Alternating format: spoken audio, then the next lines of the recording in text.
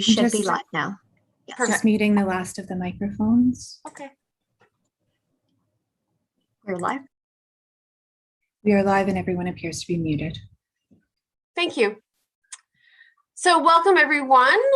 We are here for council meeting number 30 on Wednesday, July 14th at 6:30 p.m.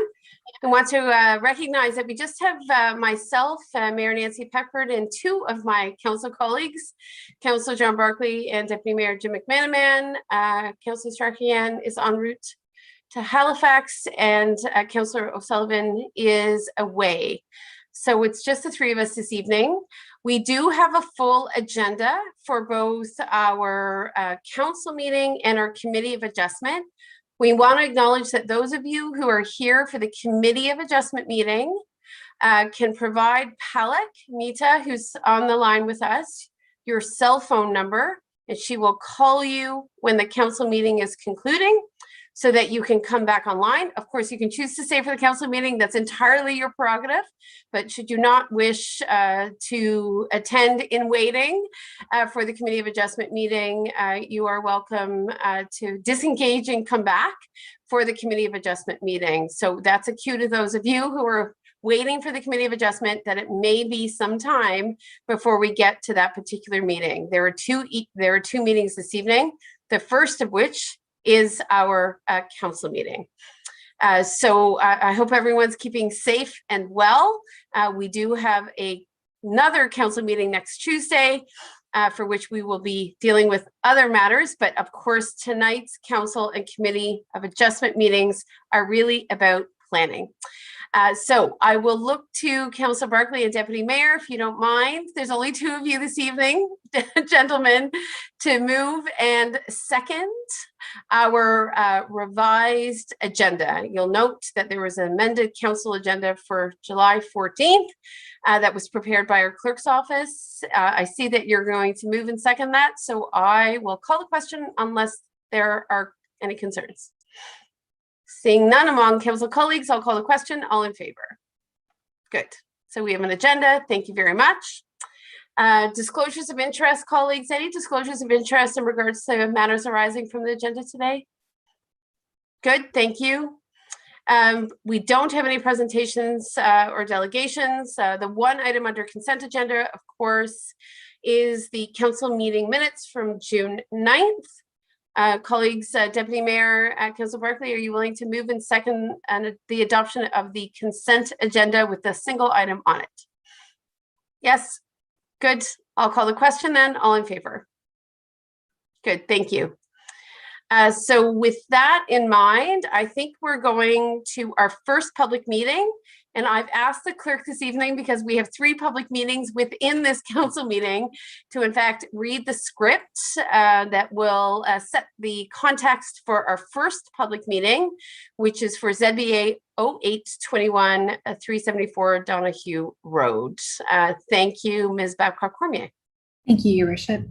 Council will now hold a virtual public meeting to consider an application for lands legally described as 374 Donahue Road from rural RU to rural special exception RU 59 to permit an oversized accessory structure, 1440 square feet, with a secondary dwelling unit located in the upper story, reduce the minimum required setback from a watercourse, and increase the height for an accessory structure. I must advise you that this meeting is your opportunity to voice any objections or concerns you may have with respect to the proposed zoning bylaw amendment. If an appellant does not provide comments at this public meeting or written submissions before council adopts the proposed amendment, the local planning appeal tribunal may refuse to consider their objections. Any persons who wish further notice of the council's decision concerning this matter should give their full name, address, and postal code to Amy Martin, Director of Planning and Development, via email following adjournment of this public meeting. Contact information can be found on the notice of public meeting and will be provided at the end of this presentation. Anyone wishing to ask a question during the public meeting can do so by using the raise hand feature on Zoom. When asking a question, please identify yourself and provide your address and postal code for the clerk to record as part of the public record.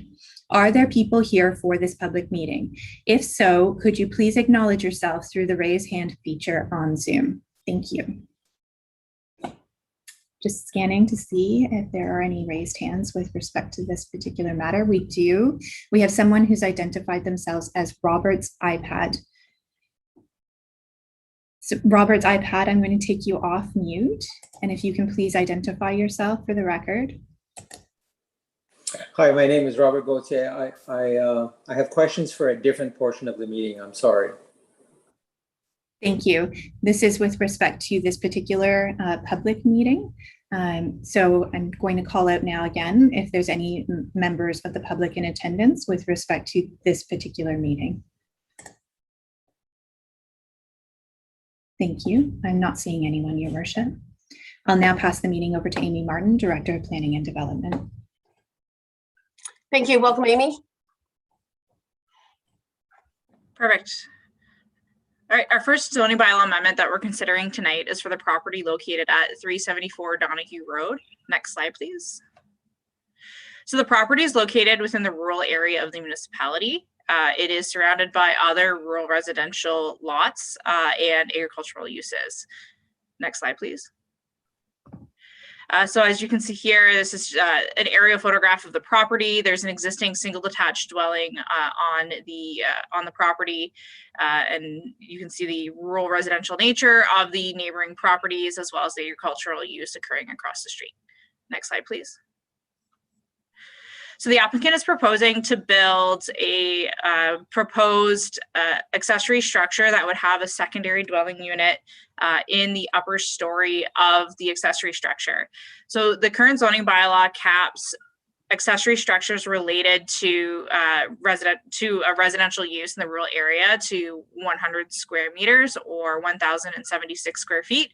The proposed garage area, including accesses, would constitute just over 1,343 square feet in size. So we're going over that 100 square meter provision. And there's another small accessory structure on the property as well. So the first relief that's being sought through the zoning bylaw amendment would be to permit the accessory garage. Next slide, please. Here's a rendering of what the proposed structure will look like. It would be the main floor would be used as a garage space with again, that upper story having access as that secondary dwelling unit. Next slide, please. So the application that has been received would create an exception zone on the property that would permit the oversized accessory structure going over that 100 square meters. Would permit an increase in height from 6 meters to 8 meters for an accessory structure and would reduce the minimum required setback from water course. So through consultation with the RVCA, there is a small water course near the property boundary. So the reduction would be from 30 meters to 15 meters. As mentioned, the property is currently developed with a single detached dwelling, and the property is designated as rural as per Schedule A of the official plan and zoned rural as per the comprehensive zoning bylaw. So the accessory structure size would just be over 1,300 square feet. The dwelling unit itself would be 1,200 square feet. So that would be the full portion of the upstairs. Next slide, please. So our official plan does permit secondary dwelling units to be located within an accessory residential structure. We're starting to see more of these requests for accessory structures to have secondary dwelling units and accessory structures given the current market as families are struggling to find housing options. We're starting to see individuals looking to accommodate family members on the same property. We currently do have provisions within our zoning bylaw for secondary dwelling units within the principal dwelling. However, we do not have provisions in regards to accessory structures. This is currently being reviewed by staff, and we're looking at bringing in a global housekeeping amendment this fall to address the zoning to make it more permissive. So we'll be less and less going through these public processes and making them as more as of right use on the property.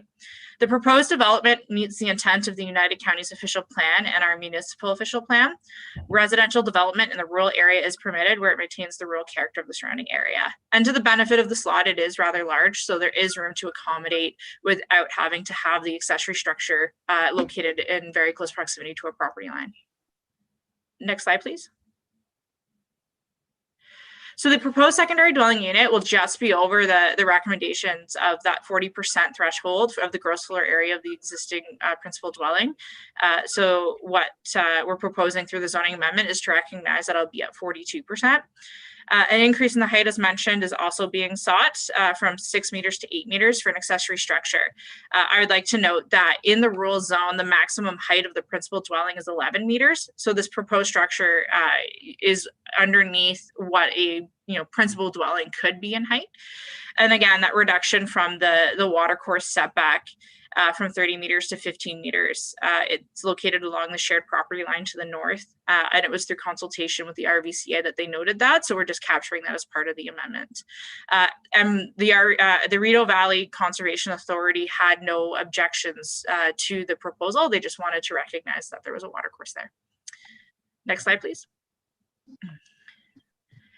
So the recommendation is that council support the proposed zoning bylaw amendment. And I also wanted to note that we did have one inquiry from a neighboring property owner who thought that the development on the property was to create like essentially like a plan of subdivision on the lot, which was not the case.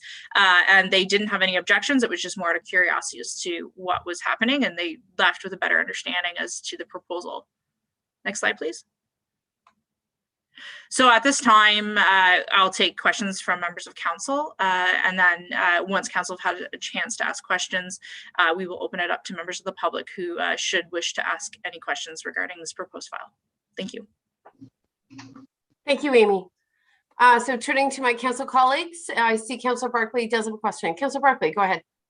Yeah, thanks, Amy. I just want to confirm that they have adequate septage for an additional dwelling on the property?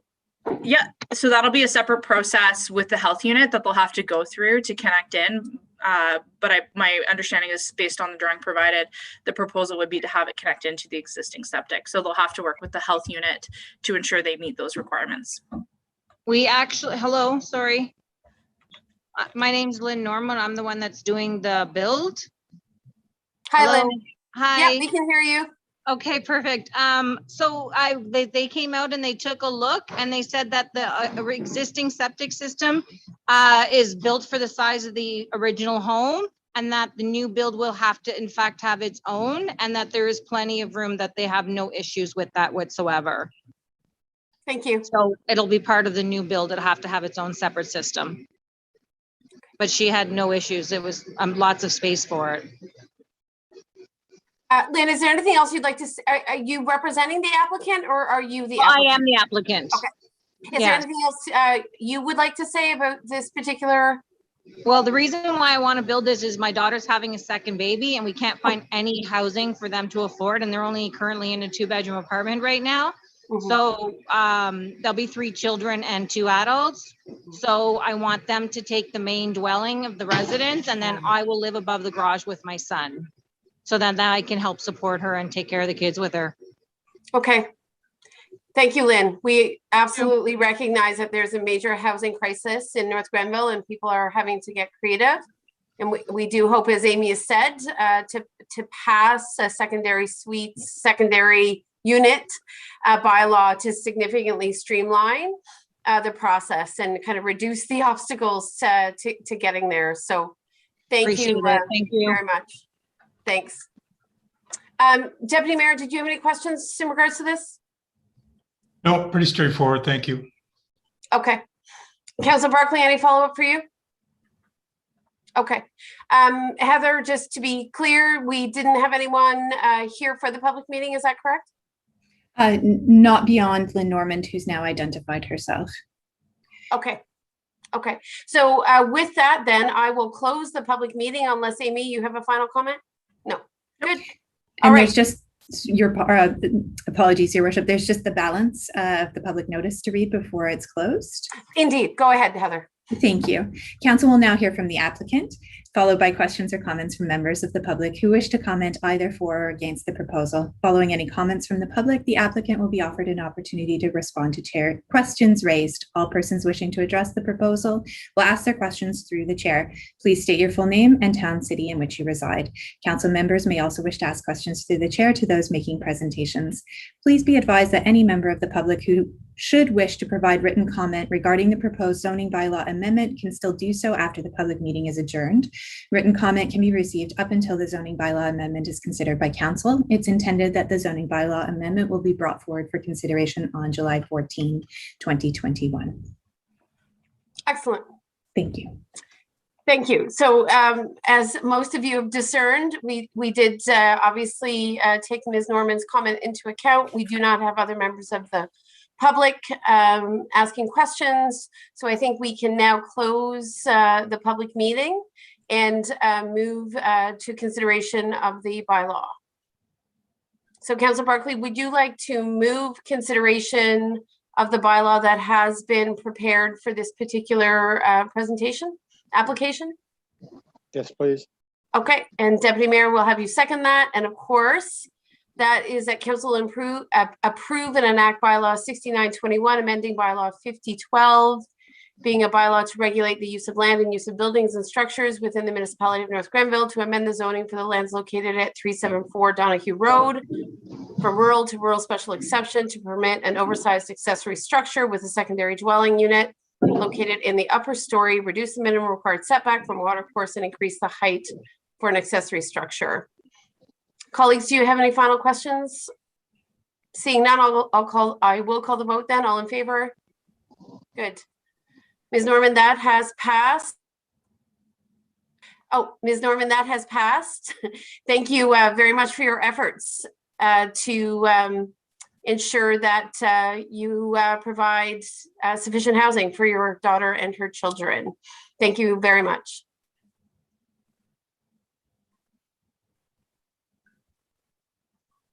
Okay, Ms. Babcock-Cormier, I think you have my audio. It's saying I'm muted. Am I muted? No, Your Worship, we have your audio. Okay, great. So with that, Ms. Norman, there's no need for you to stay unless you have an interest in another application. We thank you very much for coming forward and for your patience during the process. All right, so we will move on then to the next matter at hand. And we're looking at another public meeting, and I'll look to Ms. Babcock-Cormier to read the opening of the public meeting, please. And this is for Oxford Village subdivision. Thank you, Your Worship. Council will now hold a virtual public meeting to consider an application for lands legally described as Oxford Village subdivision to amend zoning for the lands located at Oxford Village subdivision phase 1 to reflect the changes to the location of the single detached dwellings and townhouse units. I must advise you that this meeting is your opportunity to voice any objections or concerns you may have with respect to the proposed zoning bylaw amendment.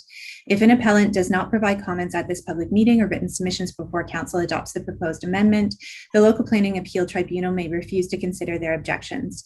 Any persons who wish further notice of the council's decision concerning this matter should give their full name, address, and postal code to Amy Martin, Director of Planning and Development, via email following the adjournment of this public meeting. Contact information can be found on the notice of public meeting and will be provided at the end of the presentation. Anyone wishing to ask a question during the public meeting can do so by using the raise hand feature on Zoom. When asking a question, please identify yourself and provide your address and postal code for the clerk to record as part of the public record. Are there people here for this public meeting? If so, could you please acknowledge yourself through the raise hand feature on Zoom? Thank you. So I see Ms. Gilchrist and Mr. Pominville. If I might add, they are both here on behalf of LA Group. Tess is from IBI Group, who is the consultant group helping with the file. Perfect. So I don't see any members of the public. Ms. Babcock-Cormier, do you? I do not, Your Worship. Okay. So with that in mind, we'll go to Ms. Martin for the presentation. Thank you, Your Worship. Let's wait for it to come up here.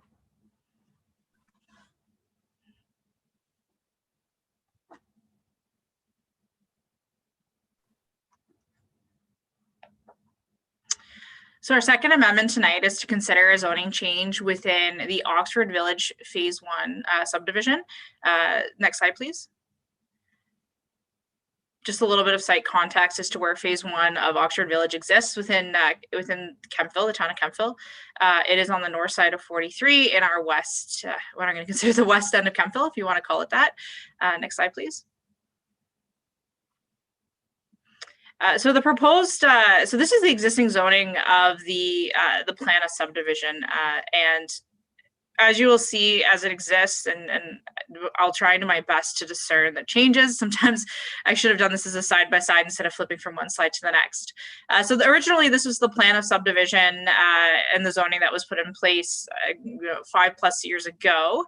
It has a large area as single detached dwellings, being those in the R1-37H zone, as well as townhouse development more on the west side and a multi-residential block to the north there. So if we go to the next slide, I'm going to show it, and the coloring is a little different. But what I wanted to highlight is that the primary change happening from a zoning perspective is in regard to the section. And Pollock, I'm going to need you to try and follow my because I can't control the screen, unfortunately. Or back in the day when we'd have a laser pointer, you just point. The R3-12H zone down at the bottom right-hand corner, that's the new addition. Keep going down. Nope, next one. There's an L. It's basically an L pattern there down on the bottom right. That's the proposal to change the zoning to add in more opportunity for townhouse development. So when you flip between the first slide, the one previous and this one, you will notice that's where the major change is from a zoning perspective. As well, there is an accommodation, there's a proposal just to move over where the access to the lands where the municipal well is to be located on the lands within the I-7 zone. So the lots have just been slightly adjusted, and as well as the zoning, just to recognize that we've just moved the access to a more logical location. Ms. Martin, Mike, just in terms of your map, yep. So are we seeing County Road 43 at the bottom yep. there? Yeah, so that's County Road 43 at the bottom. So there's access would be off of 43. And then you can see the road network within there. It's a single point of access coming in off 43, which and is this is and this I'm sorry to interrupt, but that L shape, is this where you're talking about the changed intensity? Yeah, so it's going from in the original zoning in place right now has that R3-12H area that's in the bottom right-hand corner. That's currently singles. They're proposing to make that townhouse dwelling units. I will note that the unit count does not change. They have draft approval for 398 units, and it still maintains that. Next slide, please. So the property is designated as residential, and it's currently the subject of a draft plan approval for a plan of subdivision. Currently, the zoning permits single detached dwellings and townhouse dwelling units, as well as a multi-residential block. And when built out, the subdivision will feature 99 single detached dwelling units, 183 townhouse dwelling units, 44 back-to-back townhouse dwelling units, and 72 units to be constructed as multi-dwelling units, being apartments. The proposed rezoning will not change any zoning provisions within the zoning bylaw. The only changes that are being made is to the map showing where the location of the towns and the single detached dwellings are. So when you do the math, it's about 25% of the development will be single detached, with the remaining approximate 75% being a medium to a higher density residential unit on the property. So they've definitely achieved through this design a good higher mix of dwelling units than just single detached dwellings. Next slide, please. So in regards to our policies, sometimes I forget my slides, and as to what information's on, I'm going to repeat myself, so I apologize. So section 2.5 of the official plan encourages the municipality to establish growth management policies and encourages that the majority of new development planned will provide a mix of housing types and tenures as a means of diversifying the housing stock and encouraging the supply of affordable housing. So more townhouse units, they're more entry level. They're not as, they tend to be less expensive than trying to buy a single detached dwelling. So providing more housing options within North Grenville is fantastic. Next slide, please. So staff are supportive of the proposed change because, again, we are creating more opportunity for that townhouse style development. And at this time, I will comment that we did not receive any comments from any members of the public, and we did receive a comment from Rideau Valley that they had no objection to the proposed changes in the zoning. And with that, the last slide will have my contact information on it, but we will turn it over to members of council for question, and then members of the public should they have anything. And as mentioned, Tess Gilchrist is the planner on file representing, and Cal Pomanville is here as well from LA Group representing his file. Ms. Babcock-Cormier, if you want to read the balance of the public meeting protocols, then we'll go to council. Yes, Your Worship, thank you. Council will now hear from the applicant, followed by questions or comments from members of the public who wish to comment either for or against the proposal. Following any comments from the public, the applicant will be offered an opportunity to respond to questions raised. All persons wishing to address the proposal will ask their questions through the chair. Please state your full name and town, city in which you reside. Council members may also wish to ask their questions through the chair to those making presentations. Please be advised that any member of the public who should wish to provide written comment regarding the proposed zoning bylaw amendment can still do so after the public meeting is adjourned. Written comment can be received up until the zoning bylaw amendment is considered by council. It is intended that the zoning bylaw amendment will be brought forward for consideration on July 14, 2021. Thank you very much. So I'll go to council. Colleagues, any questions for Amy before we potentially hear from the applicant? Seeing none. Oh, I do see Councillor Barclay. Go ahead, Councillor Barclay. Yeah, through you, Your Worship, to Director Martin. I'm curious as what the zoning, the institutional zoning is about. What kind of activity or construction happens in that area? I notice there's a rather large section of that zoned institutional. I believe the intent is to keep that as open space, recognizing that there is a water feature that does run through the property, and creating that buffer between the wetlands that are located at the northern portion of this property, and as well in that institutional zone we'll have our municipal well located as well. Okay, thank you.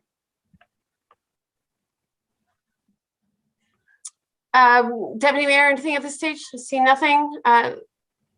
Nothing right now. Okay. Ms. Gilchrist, do you have anything you want to add to this equation? Good evening. No, nothing to add, but I'm available to answer any questions that the public may have. I don't think anyone's present, but if anything further comes up, both myself and Cal are here to answer questions. So my question in regards to density is as you know, we are, as previously stated, facing an affordable housing crisis in the community. So the diversity of housing options, I think, is quite desirable. Ms. Martin, just because I think it may be on the public's mind, can you point to parkland provisions for the development? I don't see anything in phase 1.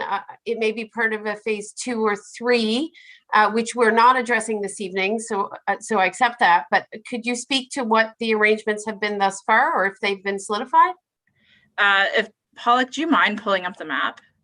So there, if I'm going back, I'd have to go through the draft plan approval, and Tess can assist if she recalls. But I don't recall any provisions for like that your traditional kind of like community park or a neighborhood park. However, there is significant lands for a walking path and trail network. So trying to create more of that passive park within that area. I know there's been discussions with the developer. Just go to the next one. Yeah.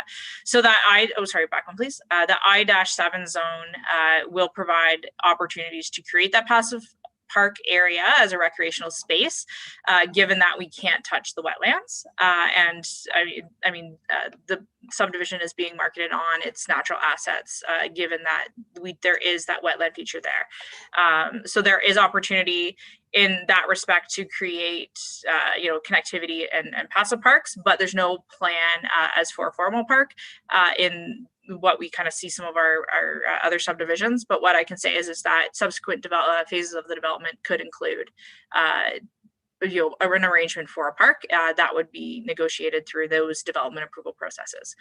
This draft plan approval dates back to 2016 when it was amended, but this plan of subdivision has been around for a while. Indeed. So this map shows us all phases or just the first phase? Just phase one. Okay. So those lands in the back are not inclusive of the entire development, the ones that have the letters EP on it? So that's part of phase one. It's recognizing where the limits of the wetland are, but there is land in behind that is not subject to this plan of subdivision. Okay, thank you. I know that we've received a lot of questions about clearing of lands, as well as clearing of trees. And of course, this is something council is keeping a very close eye on. So I recognize that while we're not dealing with the whole subdivision this evening, there is an appetite in the community certainly to answer some of those questions around parkland, wetland, protection provisions, etc. So Ms. Martin, I think we look forward to having that discussion fairly soon to reassure the community in terms of what's coming. Okay. So if there's nothing else, then I can move to close the public meeting. If in fact there are no questions from members of the public, and I don't believe we have any members of the public. I see Deputy Mayor. So Deputy Mayor, go ahead. Yeah, just a quick comment / question, I guess, for Amy. This Oxford Village, are they not this passive park area of lands that they're looking at? I think it encompasses about 40 acres by the time they're done with all the phases. Is that correct, or somewhere around there? I would want to defer that to Ms. Gilchrist, being the planner on file. I'm not certain. We don't have a development application for phase two, so I can't really comment as to what additional lands will be brought in as part of that phase two development. Ms. Gilchrist, can you speak to that, please? Certainly.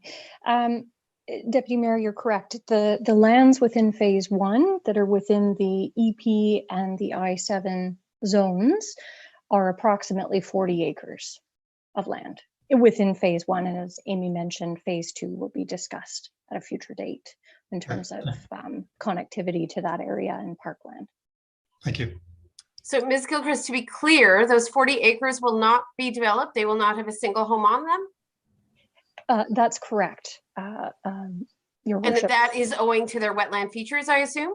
That's correct. Yes, the wetland area, and then the buffer has been created for a tributary that feeds into the wetland as well. So that's kind of the I-7 network that you see running from the southwest towards the wetland. So it's the combination of the two zones, the two protection zones that don't permit any development and constitute that 40 acre rather parcel. Okay, and given that, of course, council inherited some of this, we weren't part of those preliminary discussions for draft plan approval. I think we're still getting up to speed on elements of phase one. Do you expect that as people move into that phase one, that they will have that opportunity to use some of the recreational features in the passive green space, we'll call it? What's the timing for some of the restoration of the wetlands and the creation of trails? Because obviously this subdivision, if all three phases proceed, will take many years to complete. So for those early homeowners who get in there, when can they expect to enjoy some of those wetland features? That's an excellent question. I don't have all the information on the construction timing with respect to those trails versus when the homes will be built. But my understanding is those works are part of phase one and would be completed within the lands that we're speaking about tonight. Okay. Colleagues, anything else for Ms. Gilchrist? Okay. And Ms. Martin, my final question is, obviously we've set, or we're very close to finalizing an affordable price point when it comes to rental units. And when it comes to home ownership, I know that the Mayor's Task Force on Affordable Housing also offered some guidance. Of course, market conditions have changed significantly. I'm obviously going to assume that this subdivision will be asked to comply with council's direction when it comes to affordable rental units or affordable home ownership. Is that correct? So At this time, I mean, I have to deal with what the draft conditions dictate. So back in 2016, there were no provisions for affordable housing, but definitely moving in the right direction by offering a variety of housing styles, including towns. It's yet to be seen. It'll depend on, because we do have a block for multi-residential, what that will look like and what provisions can be included within there. So depending on the timing of the development of that block and our policies, there could be consideration at that time. So you're saying the 2016 draft subdivision approval means that we can't impose any affordable housing imperatives on this particular development? I wouldn't have the mechanism to go back. So where we have the planning authority is when we're giving approvals as to what we require as part of the agreement process. Back in 2016, there was no provision for affordable housing units, but it's something that I can definitely raise with the developer to see if there's some grounds that we could make towards achieving that. But again, it's at that approval process stage. So that's where, you know, again, draft plan approval provides you with the direction as to what you have to address as part of your development. It's something that now, as we start to entertain new draft plans of subdivision, that is always at the forefront of our discussions with developers. Okay, well, I look forward to more discussion on that. Obviously, as councils evolve and communities evolve, expectations evolve. So it is my hope that a discussion can be had with the developer about how to be inclusive of the affordable housing objectives council has clearly communicated and is imposing on other developments. So I look forward to another report on that particular issue. This is a big housing development. It would be a shame for there not to be affordable housing imperatives within it. All right, so I'm going to close the public meeting unless there's further comment by my council colleagues. I don't see any. So then, Ms. Babcock-Cormier, if you don't mind, I've closed the public meeting. If you could, in fact, read the motion. I have so many screens, I've just lost it. I would appreciate it. Yes, Your Worship. That Council approve and enact Bylaw 70-21, amending Bylaw 50-12, being a bylaw to regulate the use of lands and use of buildings and structures within the municipality of North Grenville to amend the zoning of the lands known as the Oxford Village Subdivision Phase 1. Thank you. Do I have a mover and a seconder for that, please? So Deputy Mayor and Councillor Barkley. Ms. Martin, I just want to ask a question. As we adapt to no zoning provisions, is there no opportunity to use this opportunity as a way to instruct or authorize you to enter into negotiations around affordable housing provisions? Or is that outside the purview of this matter? So our current policies as it pertains to the requirement of affordable housing is typically tied to the requirements for density bonusing. And in this case, there's no requirement for density bonusing because they're under they're under the 45 hectares per unit maximum we have in the official plan, as to which we then hit that requirement for density bonusing. As we move forward and revisit our planning policies as it pertains to affordable housing, we can definitely address that as it pertains to new development coming forward. It's some of these more older subdivisions that have been on the files for a while, which are harder to address because they've already got approval from the municipality quite a few years ago. And that's, again, where, you know, a subdivision approved 5+ years ago sometimes doesn't keep up with the policy changes because that's when approval was given. But it's definitely something that's on planning and development's radar as to how do we address this moving forward. So we're ensuring that we're creating, you know, affordable and attainable housing within the community. And, you know, I think a really good step in the direction is by ensuring we have a variety of housing mix and we're not just building single detached dwelling communities. And so far, you know, more recently, we're starting to see a greater mix of that in our new developments. Ms. Gilchrist, while we have you, do you expect any rental units within this subdivision? My understanding is that no, all the properties will be for purchase. Okay. So before I call the vote, Ms. Martin, one more time, I'm going to say that I think it's imperative that we have that discussion. Capacity allocation, which is highly sought after in our community, in fact, incorporates an affordable housing provision within it. So once again, while I understand the developer has gone through all the right hoops, and of course we're inheriting a subdivision for which affordability considerations did not necessarily apply, I would like to see a discussion. So hopefully you can work with us to set that up in the next few weeks. Of course. Thank you. I'll call the question, colleagues. All in favor? Okay. So that motion carries. And now we'll move on, perhaps not so ironically, to consideration of 2680 Concession Road, Habitat for Humanity. And I think I'll have Ms. Babcock-Cormier once again read the protocols for the public meeting. Go ahead, Ms. Babcock-Cormier. Yes, Your Worship, thank you. Council will now hold a virtual public meeting to consider an application for lands legally described as 2680 Concession Road, Part Lot 26, Concession 4, Geographic Township of Oxford-on-Rideau, now the Municipality of North Grenville, from institutional to residential third density R3-22 to permit a 15-unit townhouse development by Habitat for Humanity. These lands are the subject of a concurrent site plan control application, file number SPA-06-21. I must advise you that this meeting is your opportunity to voice any objections or concerns you may have with respect to the proposed zoning bylaw amendment. If an appellant does not provide comments at this public meeting or written submissions before council adopts the proposed amendment, the local planning appeal tribunal may refuse to consider their objections.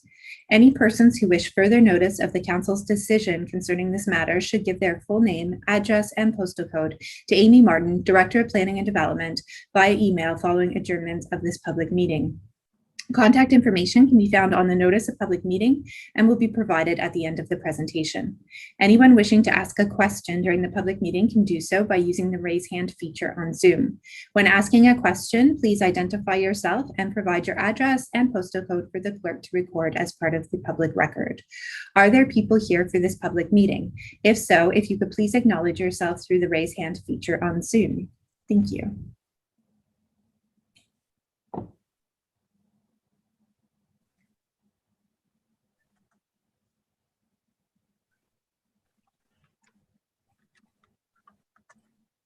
And I see three individuals, Your Worship. Yes. So I believe Mr. Adrian, is it Shoot? Okay. We have is from Habitat, as is Ms. Kristen Holinsky. Welcome. I think they're Habitat representatives, and I see a Mr. Murray Chow. Are you a member of the public, sir, or are you with Habitat? I'm with Novatech. We're the planners of record on the application. Thank you. I appreciate that. Thank you. I don't recognize all the faces. Okay. So apart from that, it doesn't appear that we have a member of the public with us this evening. We'll have Ms. Martin give the overview, and then we'll read the remainder of the balance of the public meeting protocols and get into any questions. Oh, I do see a Mr. Ryan Poulton. Yes, thanks very much. Sorry, I just had trouble finding the raise hand function. No problem. And I'm a planner for Novatech. You're a planner for Novatech as well. Okay. I don't think I've missed anyone. Ms. Babcock-Cormier, do you see anyone else? Okay. No, Your Worship. Great. Okay, we'll pass it over to Ms. Martin. Thank you. I would just like to say that it's much easier when you're in person. You can actually see the people raise their hands than trying to scan the virtual screen. So our last public meeting tonight during our council meeting here is for 2680 Concession Road. It is for Habitat for Humanity. Next slide, please. So the property is located, it was originally a piece of the Kemptville campus lands. Council did do a land dedication for the project. So the lands are located adjacent to the Kemptville campus, but as well as across from the Kemptville District Hospital. It's the area in red. Next slide, please. The property is currently developed with a parking lot. So there's no other development on the lot, and it is located on the south side of the road and in close proximity to the schools, the hospital, and not too far from downtown. Next slide, please. So this is the zoomed out version. So the proposal would be for 15 units through 2 townhouse developments. So if Paula can go to the next slide, I tried to zoom in as best as I could, just kind of given the fact that we're working with PowerPoint. So the proposed development would be of a 2- and 3-story mix. It would be orientated in towards the site with there's adequate parking provided. I believe there's 18 spots, 2 of which will be provided as accessible. So 3 of the units will provide will be split levels. So that's how we get to the 15 units, because as you can see on the site plan, each townhouse will be 6 units, but then there will be a divide on the end units there as demonstrated. Next slide, please. So here's a rendering of what one of the building elevations will look like. So they try to, reduce that impact of the building as being imposing as one big 3-story building, and they've created the different elevations and height there. I will note that the one building on the west side of the property, it's only the one end unit that will be 3 stories, and the rest of the building will be predominantly 2-story. Next slide, please. And again, this is just more elevation drawings as to what the exterior of the building would look like. Next slide, please. So as mentioned, the application would create 15 unit townhouse development. All the units will be affordable through Habitat for Humanity. So this is fantastic. So 100% of the development is affordable. The property is designated as residential as per Schedule B of the official plan. And this was successfully done through official plan amendment number 2, which was passed by council back in December of 2019. So the official plan amendment was twofold back in 2019. It was to permit a density of over 60 units per hectare. So we are increasing the density on this property quite a bit to accommodate the affordability aspect. And it also flipped the designation from agriculture, again, being associated with the campus lands, to residential. On January 31st of 2020, the United Counties of Leeds and Grenville, who approved local official plan amendments, approved our official plan amendment, and nobody objected, and it came into force and effect. So the current zoning of the property is institutional, again, reflecting the campus reality. The lands that are at 2680 Concession Road are seeking a residential 3rd density exception zoning, and I'll go into more detail on that. Next slide, please. So before I go into the details of what the exception zoning requirements will be, I just wanted to quickly go through our policies that we have to conform to for this project. So all matters pertaining to planning must conform with the provincial policy statement, which encourages healthy and livable and safe communities that are being sustained by promoting efficient development and land use and accommodating a mixed range of housing and residential types, as well as improving accessibility for persons with disabilities. And I will note that a few of these units will be made accessible. Settlement areas are to be the focus of our growth and development. So again, encouraging our development within our urban areas, such as the town of Kemptville. And as per section 1.4 of the provincial policy statement, planning authorities are to provide for a range and mix of housing options and densities to meet projected market-based and affordable housing needs. So this project will be a huge win on the affordable housing side as we're creating more affordable housing units within the community. Next slide, please. In regards to the United Counties official plan, which we must conform to, again, focusing our growth within the urban settlement area, which the town of Kemptville is. So our urban settlement areas are where we would have our servicing, like when it comes to water and wastewater. As per the county official plan, they do have policies for housing and affordability, and that it is affordable and accessible to low and moderate income households. And I think everyone is very familiar with the mission of Habitat for Humanity and that they do try to achieve that. Also, the county official plan encourages local municipalities to focus the development of affordable housing within settlement areas. So again, this application does achieve that. Next slide, please. As per our own official plan policies, as mentioned, we do establish growth management policies and encourage that mix of housing and affordable, increasing our affordable supply of housing. As per section 10.2 of our official plan, we do encourage our developments to be located where they can be supported on municipal services. And again, trying to achieve that mix of housing, infill residential, and development intensification. Next slide, please. So I did a comparison of the zoning provisions as to what they're seeking. As you can see, there's certain areas within the zoning bylaw in which they'll seek relief. And if we go to the next slide, I will detail that in a chart. So here is the proposed zoning bylaw amendment as it's presented. I will note there was an amendment. I do apologize. I did miss the one end note regarding the minimum lot frontage for dwelling unit. So that's been added in to ensure we capture all that we need. So the minimum front yard provisions for the townhouse dwellings themselves, and again, they'll be focused and turned in site, is proposed at 5 meters in order to address the exterior side yards, so that they're treating that with the road going into the Kempville campus as an exterior yard, reducing that down from 6 meters to 4.5 meters, and then reducing the rear yard requirement. And the rear yard would be again back to campus land from 7.5 meters down to 5 meters. As the official plan amendment back in 2019 permitted, they're seeking to provide a maximum density of 1 dwelling unit per 139 square meters. And then again, that same minimum lot area being reduced down to the same for each dwelling unit, and then recognizing that it's a 1 dwelling unit per 3 meters of lot frontage minimum requirement. And then exemption was required from provisions of the parking in the zoning bylaw, which doesn't permit parking in the front. So there will be 2 parking spots in the front yard of the proposed development. And if you go to the next slide, it's just again an image of what is being proposed. Sorry, it's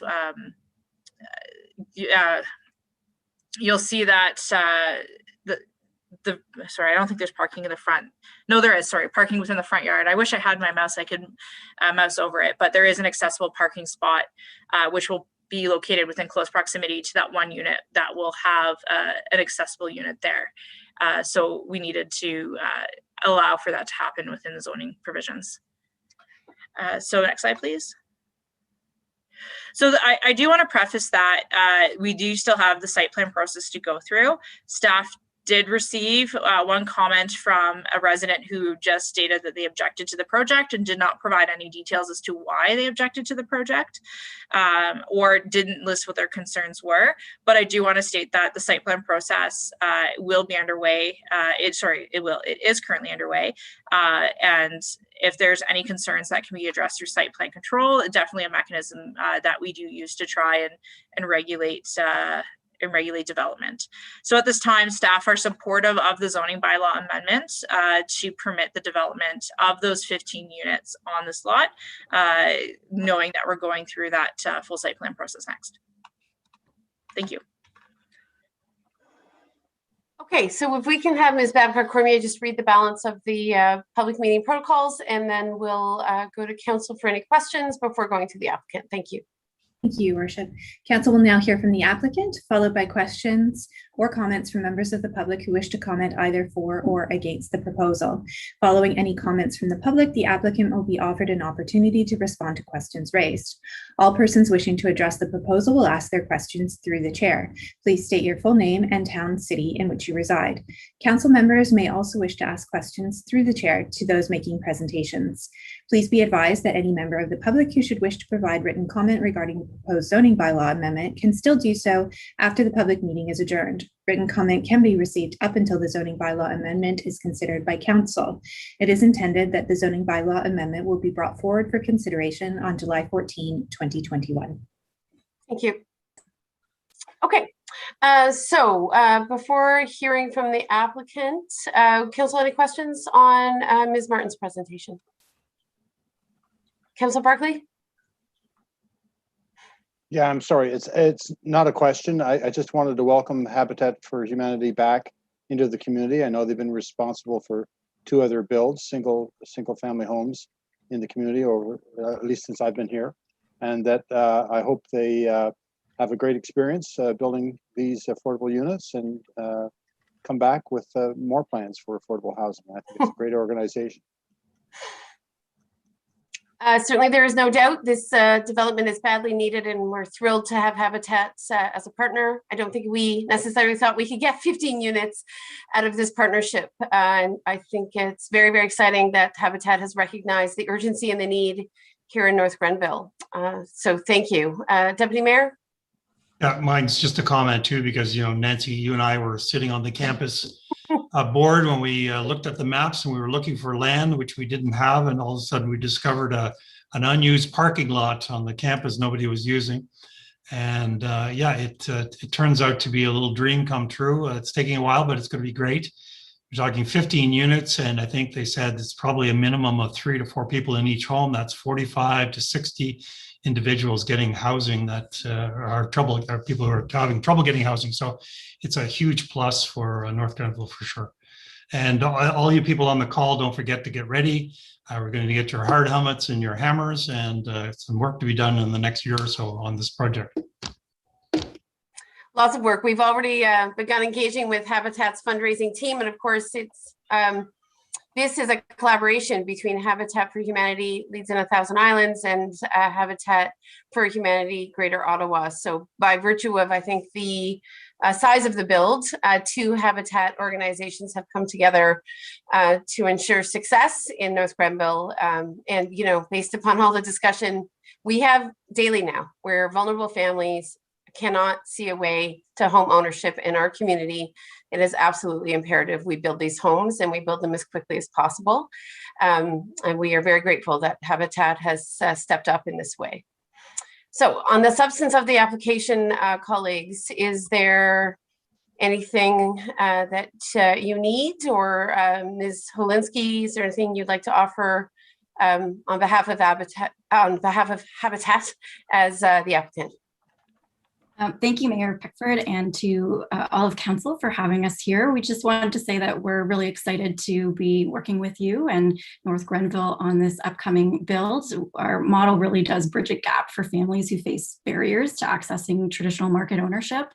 And we're looking forward to working with families with children, 15 families on this project. And as you mentioned, our builds really involve the community. There's lots of opportunities to get on the site and build. We host groundbreakings and bring our families on site for key ceremonies when they move in. So we look forward to working on those milestones with you.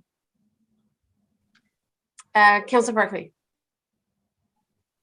I did have one question, and that is to Kristen and Adrian. When we talk about affordable home ownership, is there a formula that you use to arrive at a price, or is that sort of a moving target, or what are we talking about for, say, one of the smaller units?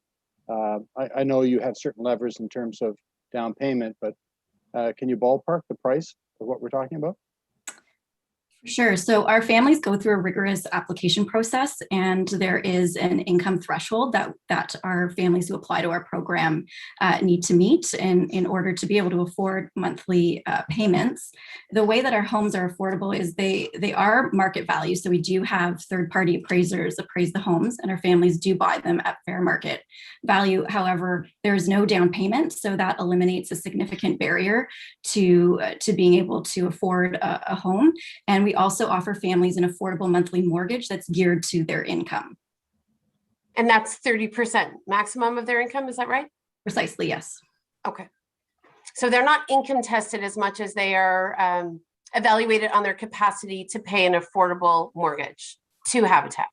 Yes. Okay. Okay. Colleagues, any questions on the development itself? You know, we recognize that when we initially severed the land for Habitat, we did get some, you know, concerns from neighbors about the density, but the reality is, as Deputy Mayor said, this is a valuable piece of land, and if we're going to make it available to Habitat, I think the thought process was we needed to maximize in a very respectful and tasteful way the number of home units we could get on that property. And I think the designs we've been presented with this evening are suitable for the land that's been made available. And I do hope that neighbors down the road recognize how important these efforts are in the face of a market right now that is off the charts and is really excluding members of our community from any chance of being able to raise their families here. So I think it's an incredibly important development, and we thank Habitat and and other members of council for joining with us in the initial effort to sever the lands. If there are no questions, colleagues, on the substance of the development, I think we can move on to a mover and a seconder for the motion. Are we there? Yes, okay. And I'll have Ms. Babcock-Cormier. Oh, I think I can do it. I got it here. Okay. So the recommendation is that council approve and enact bylaw 7121, amending bylaw 5012, being a bylaw to regulate the use of land and use of buildings and structures within the municipality of North Grenville, to amend the zoning for the lands located at 2680 Concession Road, Part Lot 26, Concession 4, Geographic Township of Oxford and Rideau, now the municipality of North Grenville, from institutional to residential third density, special exception R322, to permit the development of a 15-unit planned affordable townhouse development. I think I have Deputy Mayor and Councillor Barclay moving and seconding that. A final question to you, Habitat. In the face of some concerns that this might be a low-income ghetto, I'm not using that word frivolously. I know that's some of what we've received. Do you want to just speak a little bit to how you support families that are moving in? I know these are hardworking families who are salaried, right? Who often are working 2-3 jobs to make a go of it. But do you want to speak to the experience you've had with larger habitat builds where you're bringing, obviously multiple families together in a development like this? Of course, thank you. Yes, our families must be employed full-time. So they are working families, they are salaried, they do have a consistent income. All our families have children as well living with them. In terms of the support that Habitat provides, all our families go through quite an intensive homeowner education training program so that they're learning everything from home maintenance to budgeting to finances to how their HVAC system works in their home. COVID aside, our families to come on site and build their homes and their homes of their neighbors. So by the time they move in, they're already a part of a community. And they also have been working with community members who've been on site too, volunteering and building homes. And really, these are just average families. It's the family next door to you right now. Our families come from we're often living in rental housing. It might be overcrowded. There might be poorly maintained. They're paying an unaffordable rent. They might have, we have accessible units. So some families are looking for homes with those accessible features. They might be in housing that doesn't suit their family currently, or that's not near amenities like schools, grocery stores, and healthcare. So as Amy pointed out, this location provides that accessibility to families to really be a presence and be a part of the community. And they also, all our families undergo 500 hours of community volunteering before they even move into their homes. So they really put in an effort and dedication to seeing the value and the investment in being homeowners, and they're truly dedicated. We bring homeowners into our program about a year at least before they move into their home to give them that time to do that volunteer work. So they're very invested and very dedicated and very grateful for having this opportunity. And I believe, Councillor Barclay, you have a Habitat for Humanity homeowner on the Oxford Mills Community Association now, and she's quite an active and engaged resident. Is that the case? Absolutely. Great community member. Okay. Thank you. So maybe just before calling the vote, one of the things in reading about Habitat that struck me is how you change a generational trajectory. You actually change the course of the future for not just the parents, but the kids and their kids and their kids. Once they break into the market and have the opportunity for home ownership, it literally changes the lives of several generations. So I think that's powerful as well. So colleagues, unless there's something else, I will call a question on this one. I thank Ms. Martin for her diligence in making sure that we got maximum value and I think an appropriate development given the size of the land and the neighbors and what we're seeking to do here. So I'll call the question. All in favor? Good, thank you. Thank you to Mr. Shute as well and representatives from Novatech for being here. We appreciate it. Thank you very much. Thank you. Your worship, can we confirm that the public meeting was closed at 7:43? I apologize. I missed that step. Not to worry. Indeed. Thank you. Thank you. All right. So with that in mind, I believe that concludes our public meetings for this evening. And now we go on to site plan approval. I'm going to call 3 minutes. So I think we've got another half hour to 40 minutes before we get to committee of adjustment.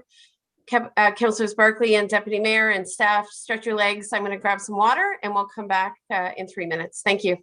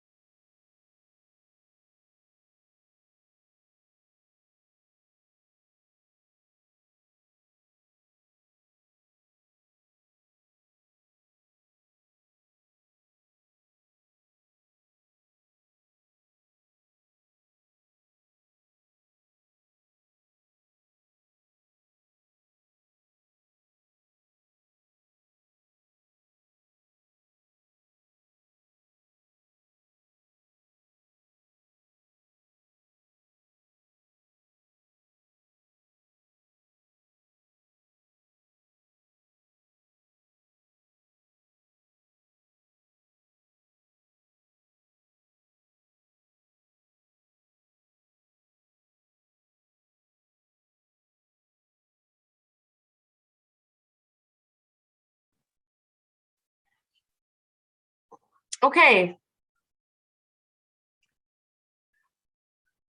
I think we're just waiting. Deputy Mayor is there. Councillor Barkley is waiting for staff.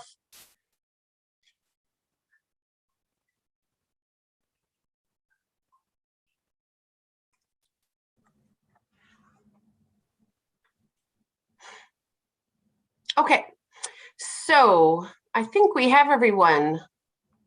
Ms. Babcock Cormier, can you confirm that we have all relevant staff? Yes, I do. It's primarily Director Martin, who's involved with respect to the next matter, and she's in attendance. Excellent. The next matter then, of course, is 5870 County Road 19. It's the Kevlar site plan. And this is in consideration of Mayor and Clerk signing the site plan agreement for the rental units that have been previously discussed. So to this end, I will have Ms. Martin make the presentation. I know we're in receipt of a petition, and I would just like to get a sense of how many people may be here this evening from Kevlar.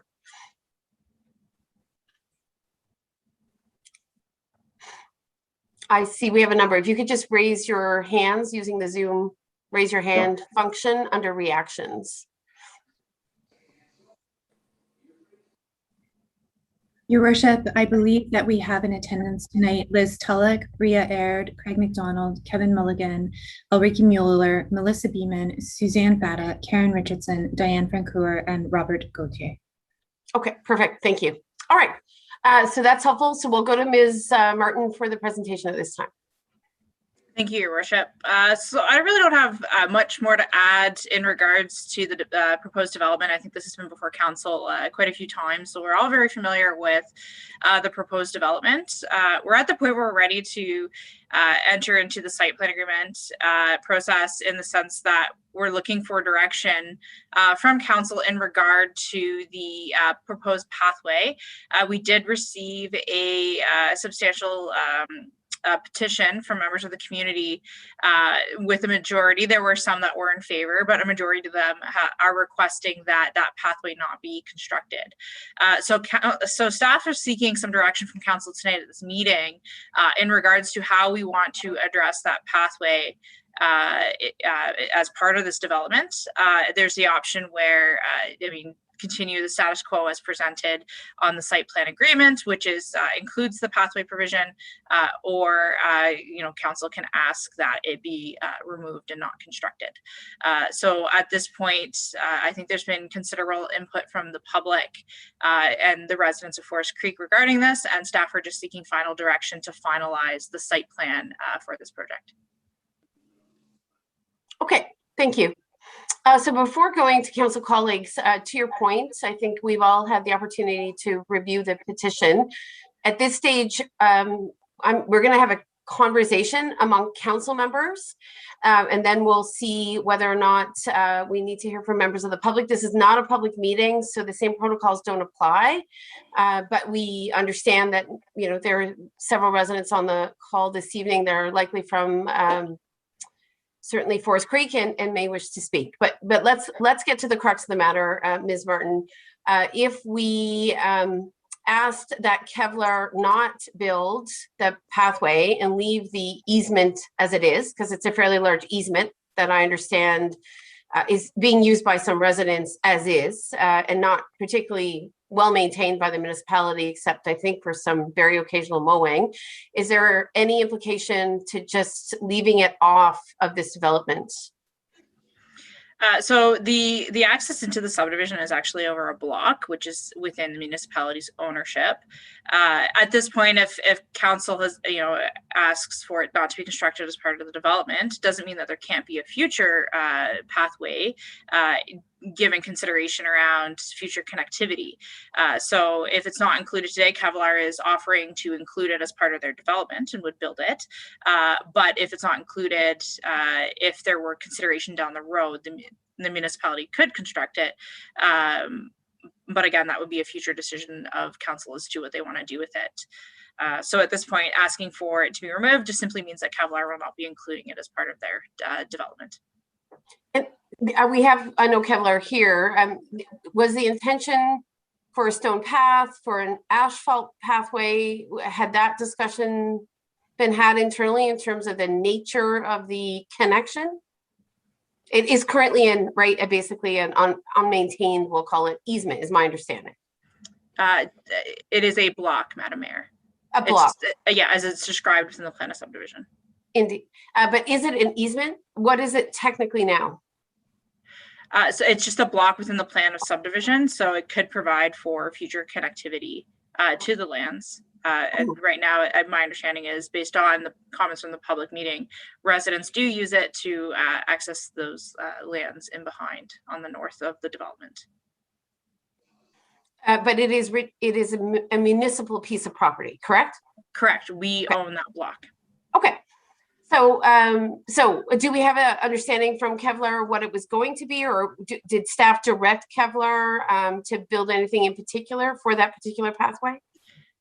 I can't speak to the history of the pre-consultation because I unfortunately wasn't involved from the start, but we do encourage, from a planning perspective, opportunities to create active transportation linkages where they can be made. I mean, and if you look at to another development that Kevlar's completed, I mean, they do have an extension of that rail trail path alongside their the Starbucks property, as I'll refer to it, because I think most of us are familiar with it as the Starbucks property. All you coffee drinkers, where we can encourage connectivity, we do.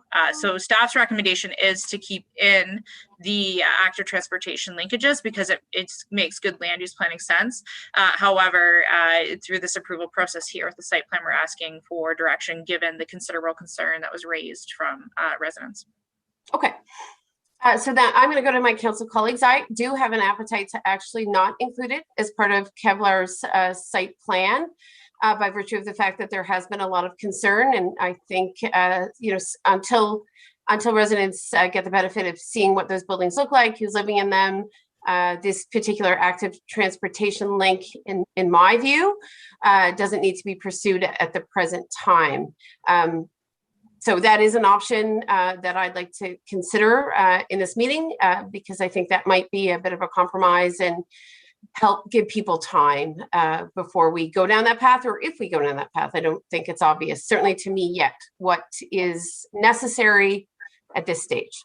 So maybe I'll go to Deputy Mayor and Councillor Barkley for their thoughts on removing, you know, obviously this little connection from Kevlar site development. Colleagues?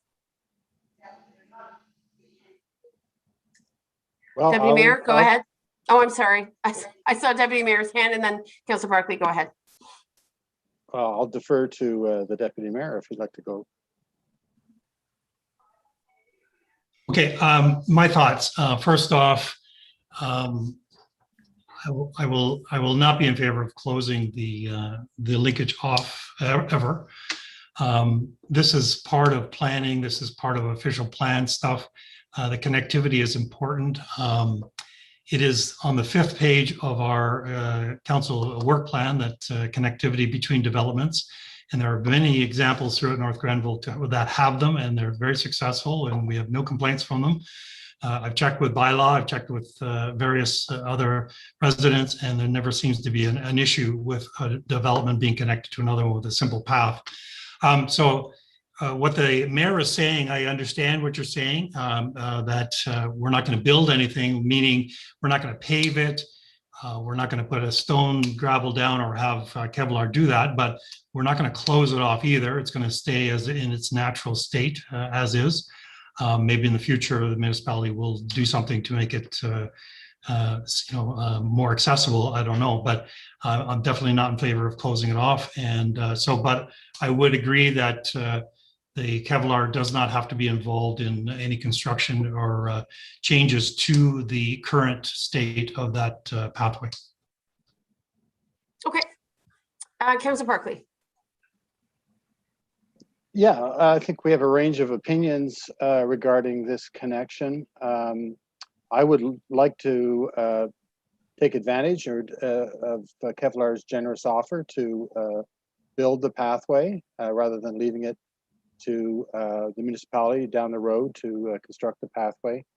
Like the Deputy Mayor, I think it's part and parcel of what we presented to the community in 2019, in June of 2019, our council work plan that listed strategic focus as being sustainable strategic growth, And the number one goal was to build community connection. And so what could be clearer than connecting these two communities, the future community north of Forest Creek.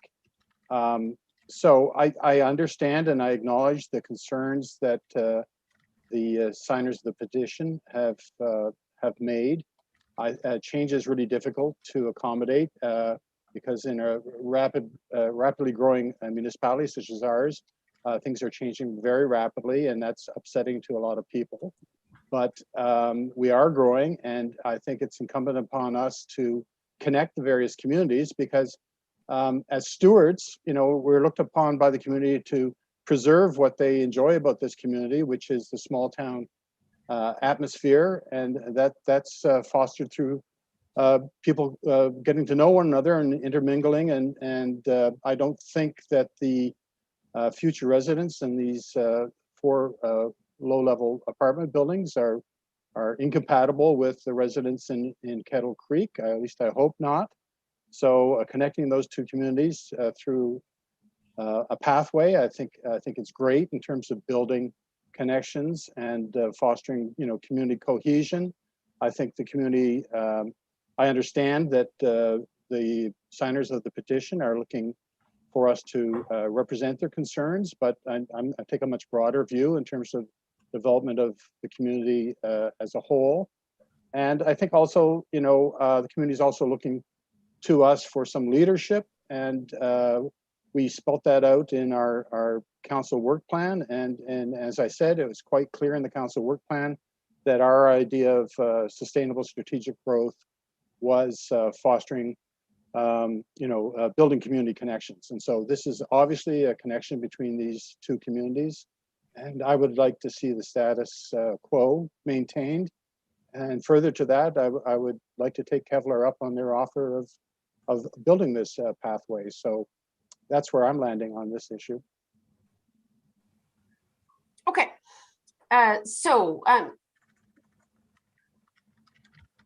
At this point, as persuasive as you are, Councillor Berkeley, I think that the buy-in of existing residents is important. I don't support blocking access. I think leaving what I consider an easement, I don't know why I keep calling it, but leaving it as is allows for connectivity between both developments, but gives existing residents of Forest Creek some time to get their head around what kind of connectivity are they looking for. That being said, I certainly respect where you're coming from in terms of a longer term view, but I think we're at this stage, I think trying to provide a bit of a compromise and certainly recognize where some residents are at. I mean, I think it's also important to say that we have also heard from residents who are very enthusiastic about that connection because it allows them to continue to access lands, and it will improve access if Kevlar were to build that active transportation link. Will improve access certainly in the winter months. It arguably makes it safer to use what could be a paved or stone dust pathway. So, the liability in not taking Kevlar up on their offer is that by doing nothing, we certainly don't improve connectivity for those who have that interest. But at the same time, there is a lot of change on the Giant Tiger properties, and certainly I'm struggling with how to ensure that we have residents who want connectivity, and perhaps the Kevlar improvements to that connecting link are somewhat premature. But that being said, I know we have some residents with us. We do have very limited time, so I'm going to do one call for any member of the Forest Creek community to speak up, but I'm going to be extremely disciplined in terms of timing because this is a council meeting and it's not a public meeting, so we have many other things on the agenda. So I'm looking at a 10-minute window for people to make very brief 1-minute comments about why they support keeping the Kevlar, we'll call it the Kevlar investment in the pathway on the books, or removing it this evening. So I'm going to recognize people by name, and I will ask the clerk to mute past an hour, a minute 30. So please do be disciplined in terms of any comments. So I see a Liz 2 with her hand up, Robert's iPad with their hand up. And I'm looking for anyone else who wishes to comment. Please raise your hands now so I can recognize you. And we're doing one round here. I see Karen Richardson and I see Chico Fata, I believe. Okay. So those are the 4 I see. Am I missing anyone? I'm just scanning through my screen. All right. So perhaps I apologize if your Zoom name isn't your real name, but I see a LIZTU. Can we start there, please? And I've asked the clerk to time comments so we're able to get everyone's comments in this evening. Go ahead. Good evening and thanks for the opportunity. I'd like the council to consider an alternative proposal for the active transportation link. I totally agree with connections, but asking if you could look into the possibility of moving the linkage approximately 100 meters to the east and connect the existing Kevlar path that you can see on the Kevlar site plan at the east side of the Forest Creek subdivision, close to the mailboxes. This option would provide a more natural traffic flow given the existing and Kevlar team proposed infrastructure. It would reduce cost because if Kevlar has offered to extend the path there as they would have using the easement.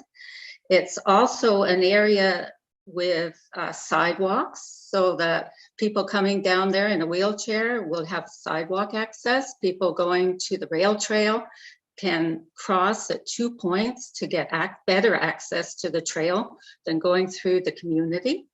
The community has a lot of traffic and a lot of parked cars, a lot of children on bikes, and a lot of different types of cars coming in and out. And it's just for a wheelchair to come out between 2 parked cars, I don't think it's that safe. It's going on another roadway rather than using the sidewalk, which already has maintenance with for the winter. The snow will be removed. It reduces the liability for North Grenville because it's an easier access. It's a straighter access, more natural. Okay. And it also agrees with the petition, which was 94%. 92% of the people asked for the easement to be closed. Okay. Thank you. Why was the petition? Thanks, I appreciate that. And we'll hear from Kevlar.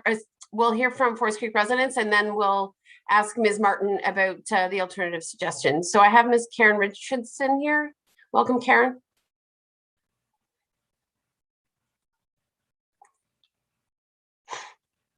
I don't see that. Karen, can you unmute? We can move on to the next person. Sorry. Okay. Well, I just want to reiterate something that Liz had just mentioned. It was 92% in favor of closing the easement that's here. Also that in keeping this open, there will be no maintenance done. And when you quoted in the what I have from the minutes of this meeting about creating linkages between communities, it talks about diverting pathways, pedestrians and cycling traffic away from roadways, where in fact this easement comes out onto West Arrow Way, which is a roadway with no walkways, no bicycle path, no nothing. So it's not connecting it to what the municipality seems to be looking for in the first place. I'm also a little concerned about the security because it opens up this area to not just people from those apartments, but from everywhere else.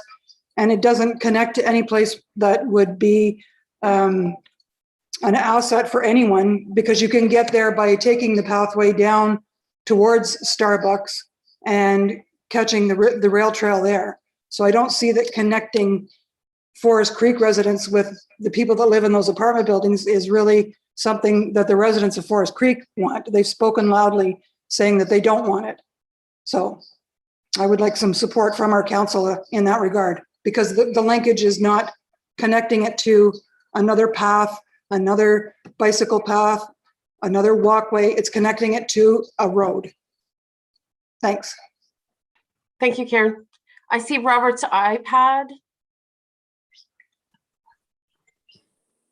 Yes, thank you very much. My name is Robert Gauthier. I live at 2935 Wellington Road, which is, it backs onto the stormwater management pond. Residents around the pond have been maintaining it really well. We cut our own grass. There's a pathway around it. It was put in by the developer, and our concern is we have no fencing. Everyone has open fencing. We know everybody who comes around is very limited access. Our real concern is the increased traffic to security and safety in our backyard, and just peace of living, really. We all, I think, paid premiums to be living on the back of the stormwater management pond because it was going to be very quiet. The end of the path really leads right into the accessibility area. And our concern is just, we like to be quiet in our backyards. We have no issues with residents, if you like, walking down the sidewalk, meeting other people, but we like our privacy in our backyard, and we like to maintain it as such. We're not asking the township to cut the lawn, cut the grass. We do it all ourselves on a voluntary basis to maintain it in a manner that we all enjoy. And we'd like to keep it that way. And we're not saying that there will be a lot of people who won't respect that, but there always is. We don't want to turn into a, for lack of a better word, a dog park either, because where are these people going to go? There really is no, very little park access in the new development for these people to come out and enjoy themselves.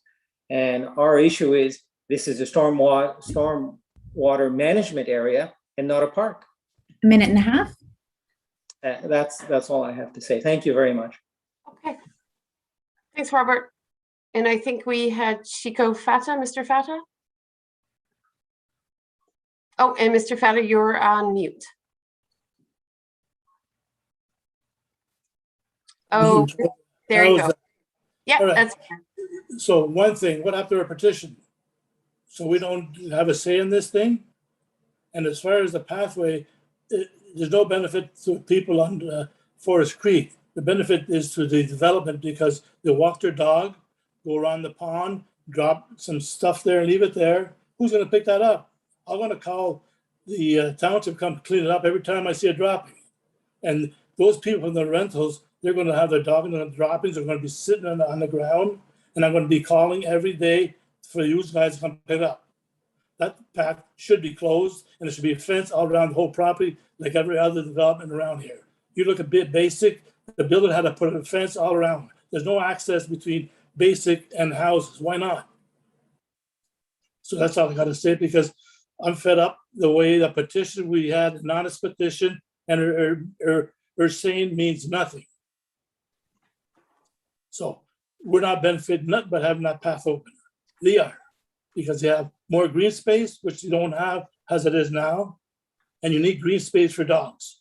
Now, if you have a rental with no dogs allowed, fine, but getting a rental where people don't have dogs. So that's all I got to say. Thank you. Thank you. All right, so maybe we can just quickly ask a couple of questions of staff at this stage. The proposal that was presented by Liz, I apologize, Liz, I don't know your last name. Ms. Martin, I don't know if you can speak to that, or if Kevlar can speak to that. I assume, Ms. Martin, you can. And then in terms of amenity space for the new Kevlar development, I know we've been through that, but perhaps someone from Kevlar can speak to how much amenity space there is, because I know that certainly was a consideration in terms of quality of life for those residents living in rental units. So maybe we can start there. Certainly. So the proposal, and Ms. Tulloch, please correct me if I'm wrong, you're saying it would be more feasible if you moved the connection not over that municipal block, but a little further east. So it comes up closer to where the rail trail is.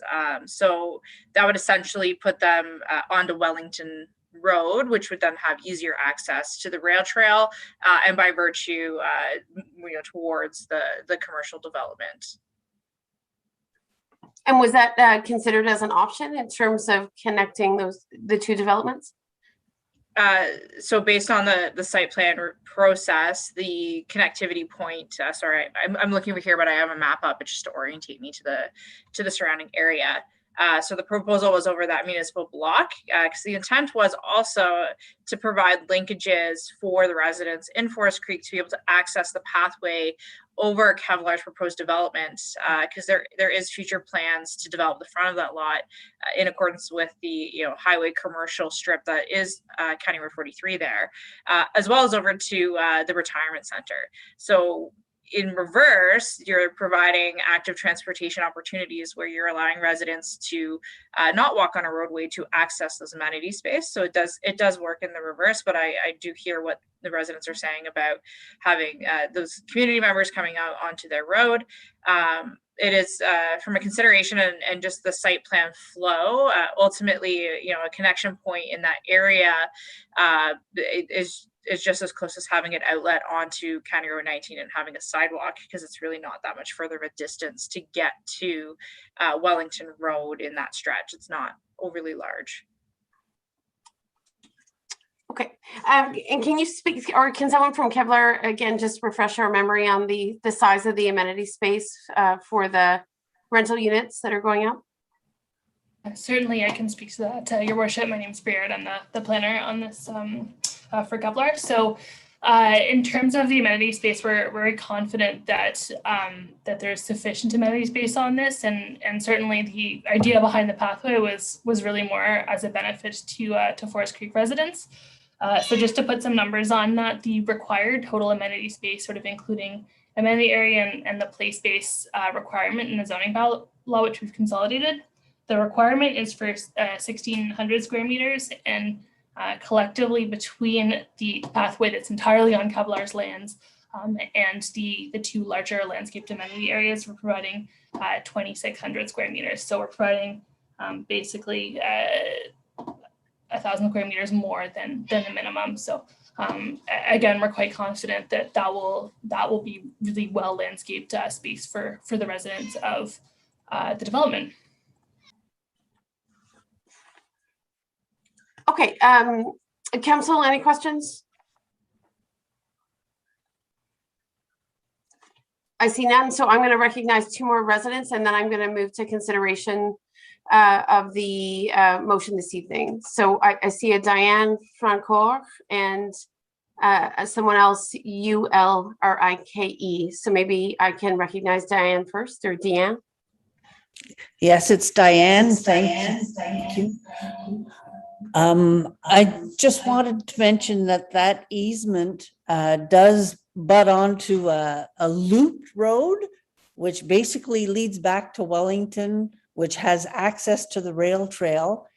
And there's no sidewalks on that Westera Way, which is that loop road. So I personally, I think Liz's suggestion, moving it to the rail trail to the end of the development, makes imminent sense for everyone and provides safety and everything, because there are sidewalks on Wellington Road. Anyway, that's just the 2 cents I wanted to add. Thank you. Okay, thank you, Diane, very much. And then I'll go to the last resident, Ulrike. Apologies.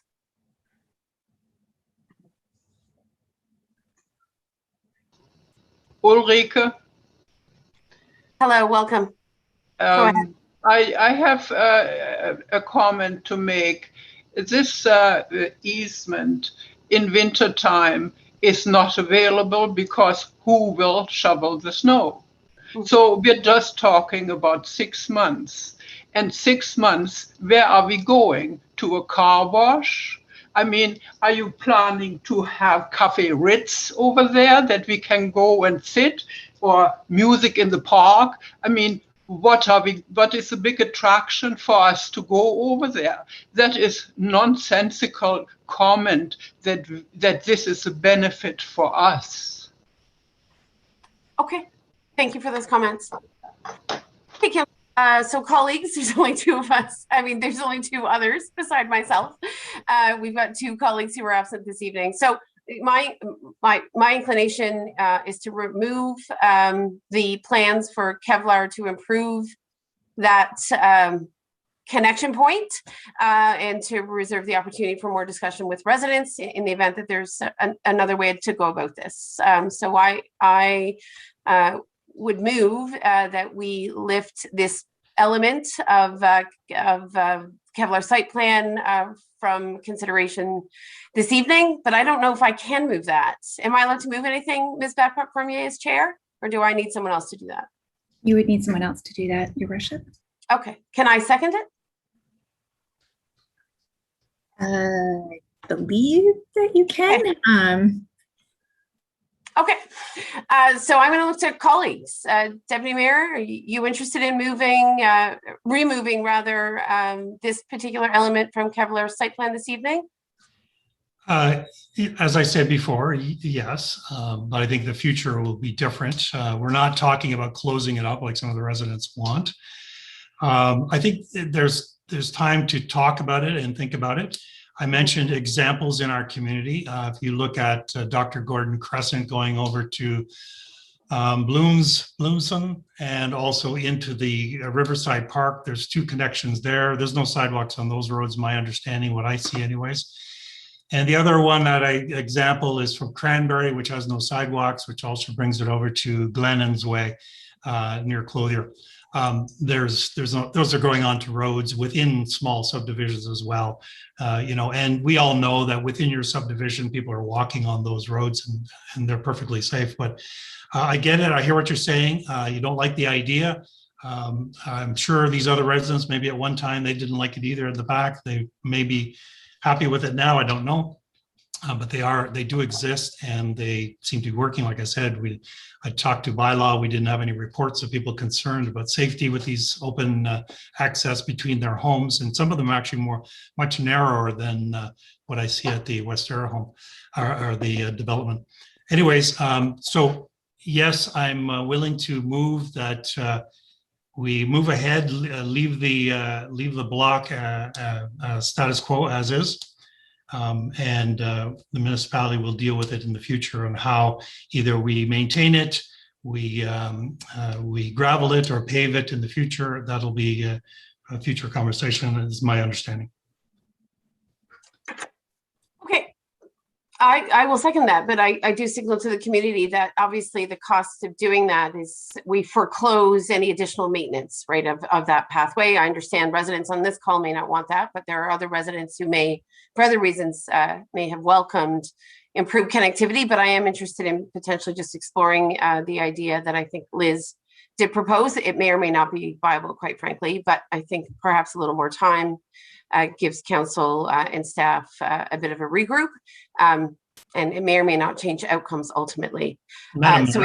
Yes. Just to make a comment, right now I suspect that the development, when they're shopping, they're going over to the Colonnade. And Kevin and Larry, the Kevlar developments, of course, north of the apartments, you'll have access to a lot of retail stores and whatnot that will be future development, probably several years away. But there will be definitely some people who want to travel north to walk to those stores rather than trying to cross 19, I suspect. But I'm just guessing. But I'm trying to future look and see what the community might look like. Absolutely. And I think the other thing is, of course, that we're very hopeful that Kevlar and the municipality will work with Colonnade to build that connecting point between the Starbucks development, if you will, and Colonnade, where I know people are extremely eager to be able to connect between those two commercial developments. And we do have to look for safe crossings on County Road 19 anyway. Kevlar's pathway behind their rental buildings will be an important connection point. Whether or not it's used by Forest Creek residents is TBD. I see Bria wanting to speak. So Bria, is there anything you'd like to add? Yes, I hope I'm not speaking out of turn, Madam Mayor, but we are proposing a pathway connection from that pathway that runs along the back of the Kevlar property to the sidewalk on Wellington Road. So I don't know if that was exactly what was envisioned, but there will be a connection there. Except we currently, I see what you're saying. So repeat that. So there is a sidewalk on Wellington Road currently, and yes, you are proposing a connection to that. The sidewalk comes up abutting the Kevlar property. So we're going to connect there. Yeah. Your pathway will connect into the Wellington sidewalk. Is that what I'm hearing? Yes. Okay. Through additional sidewalk on County Road 19, how will that pathway connection happen? Help me. So I don't know if it's possible to share the landscape plan that was up previously. Amy, are you able to do that? Sorry, No? Paul, I have to do so. Okay.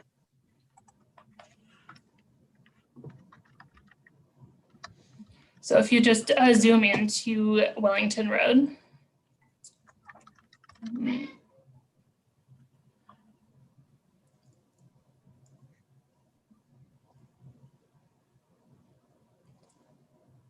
Oh. So you can sort of see it right there at the bottom right of the drawing, but there is that connection. Can we see it better on the colored map? Yeah, maybe. Maybe Paula can just move us to that colored map. Is it Yeah, there? Right, exactly. I see it. Yeah. Right there. So you're connecting out to the Wellington sidewalk. Yeah. Okay, thanks. Maria, it looks like there's two connections there by the look of it. Yes, that's right. Okay. So you have a walking path that connects to Wellington, and then the easement, which has been the subject of much discussion this evening, is an additional connection point. Is that the case? That's right. Okay. Okay. Okay. Deputy Mayor, I think generously has moved the motion this evening. I'm happy to second it. Councilor Barkley, I don't know if you want to add anything. I think you've made your position clear at this stage, but I invite final comments before I call the question. Thank you. I think I would go for the status quo and want to take Kevlar up on their generous offer of developing this pathway. I think in a year or 2 years that once the residents of Forest Creek see how the pathway works, I'm predicting that a lot of their concerns will disappear. So rather than not developing it and leaving it there, makes it more difficult for people to use it, that we develop it, allow people to use it. And if in the future there's issues, they can always come back with a petition to have it closed. Okay, well, there is a motion. The motion is to remove it from the site plan. So we're going to call the question on that motion as it exists now. Recognizing we may be forfeiting opportunity while at the same time trying to accommodate some legitimate resident concern. So there it is. I'm calling the question. All in favor of the motion. Can you read the motion for me, please? Ms. Babcock-Cormier, did you capture the motion? So I believe it is, and I'll require confirmation that council authorize the mayor and clerk to sign the site plan agreement for 5870 County Road 19, subject to further review by the municipal solicitor and subject to the removal of the requirement of Kevlar to improve the connecting link to the adjacent subdivision of Forest Creek. Thank you, Ms. Babcock-Cormier. Councilor Barkley, so I'll call the question again then. All in favor? Okay. Thank you. All right. So that I think deals with the site plan for what it is this evening. Is that right, Ms. Martin? Is there anything else to add there? No, nothing else to add. That was just the final direction that staff was looking in regards to the pathway, given the community input around this project. Thank you. Okay. Thank you very much. So then we'll carry on with another aspect of the agenda, and that is the Van Buren Street site plan. Perfect. Thank you. We'll just wait for Pollock to pull up the slide.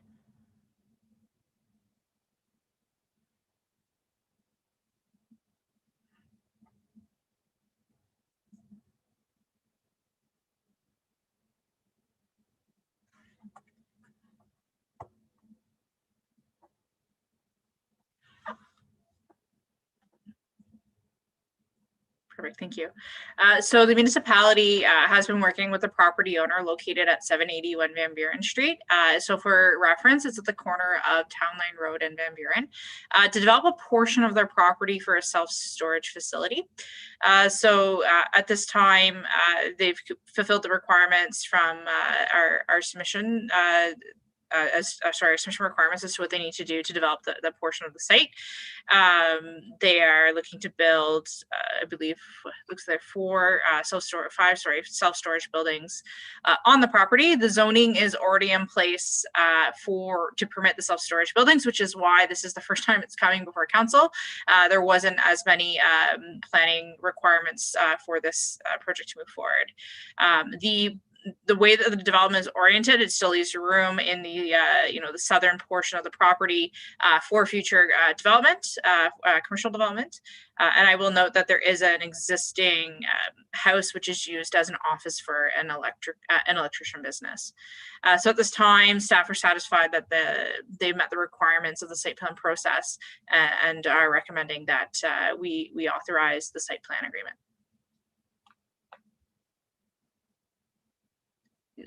Madam Mayor, you are muted.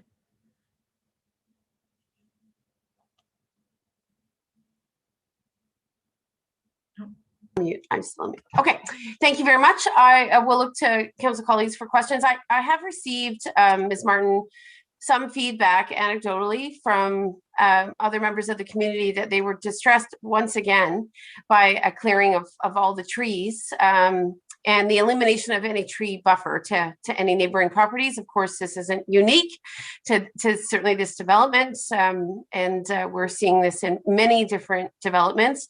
I'm wondering if you could just take the opportunity to speak to a site alteration bylaw that I think we'd like to see in place by the end of the year, which I'm hopeful will allow for some more tree buffering on some of these proposals. So I will note that Director Dunlop is also on this call, on our meeting tonight, and it is a bylaw that her department is currently investigating as a way of trying to address the pre-clearing of land ahead of development applications. We do recognize that it is a concern of the community and of council, and we want to ensure that when developments are going through the process, that they're doing so through the right mechanisms. And then the other aspect, and one thing I wanted to touch on, is the fact that we're going to be establishing some design guidelines for site development, which will speak to the requirement for vegetative buffers and landscaping. So at this point, staff are looking at policies as to how we can address site alteration ahead of development applications, as we are aware it is a significant issue within the community.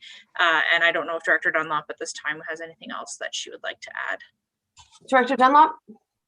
Thank you very much. The only thing I would address at this time is we do have a draft bylaw that is currently being reviewed by the development review team. It's been through the senior management team, and we anticipate that it will rise to council at the September meeting.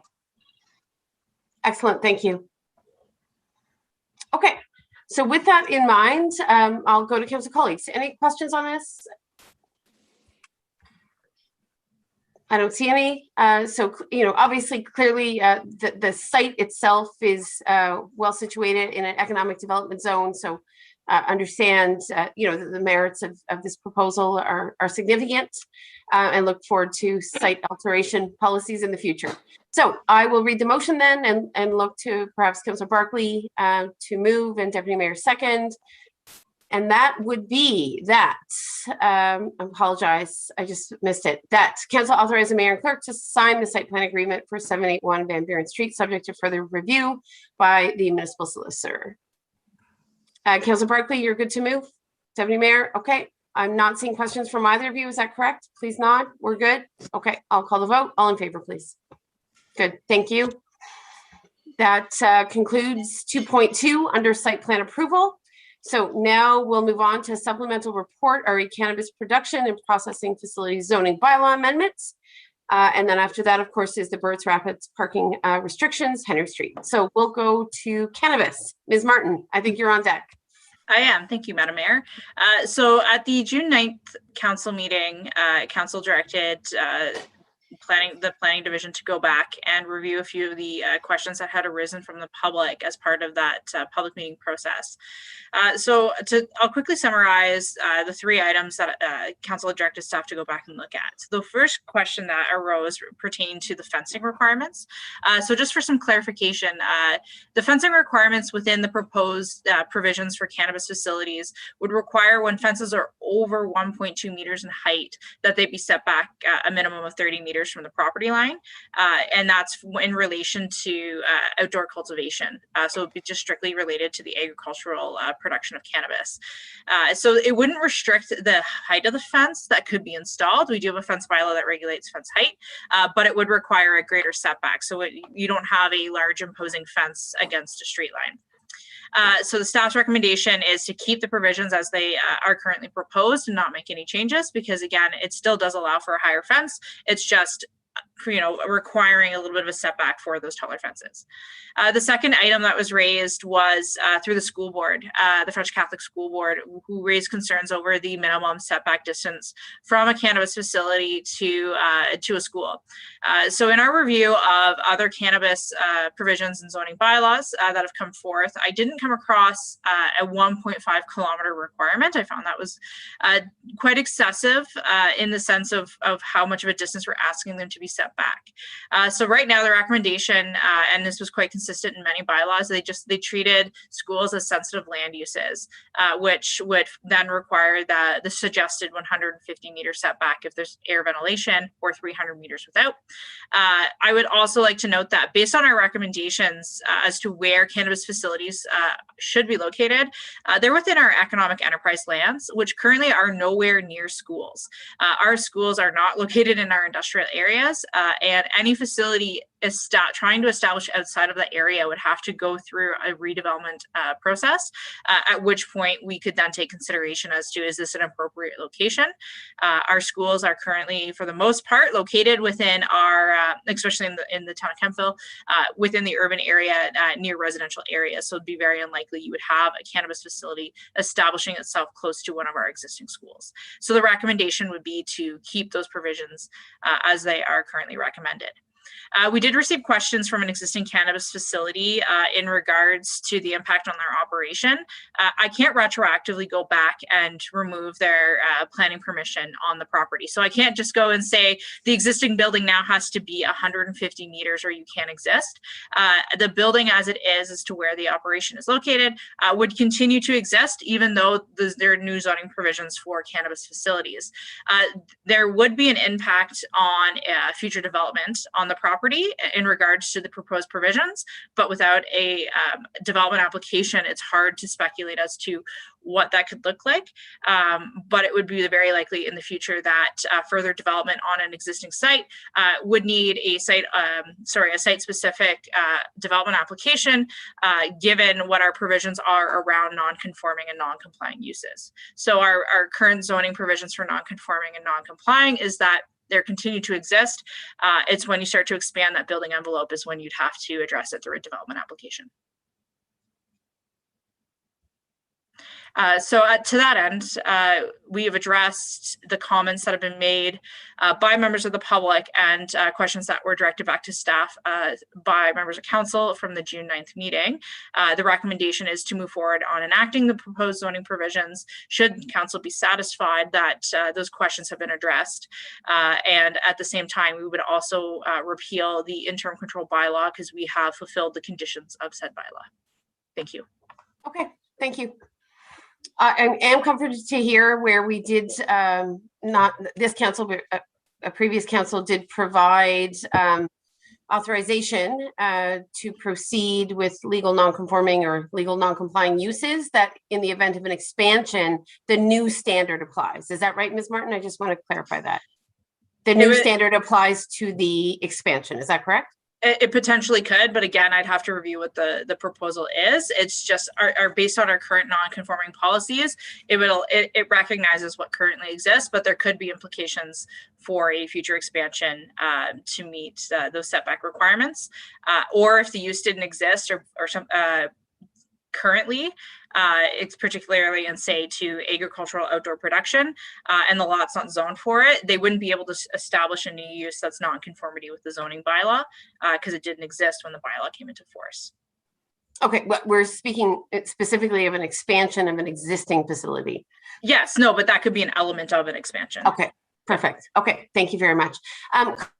Do you have questions in regards to what Ms. Martin's presented this evening?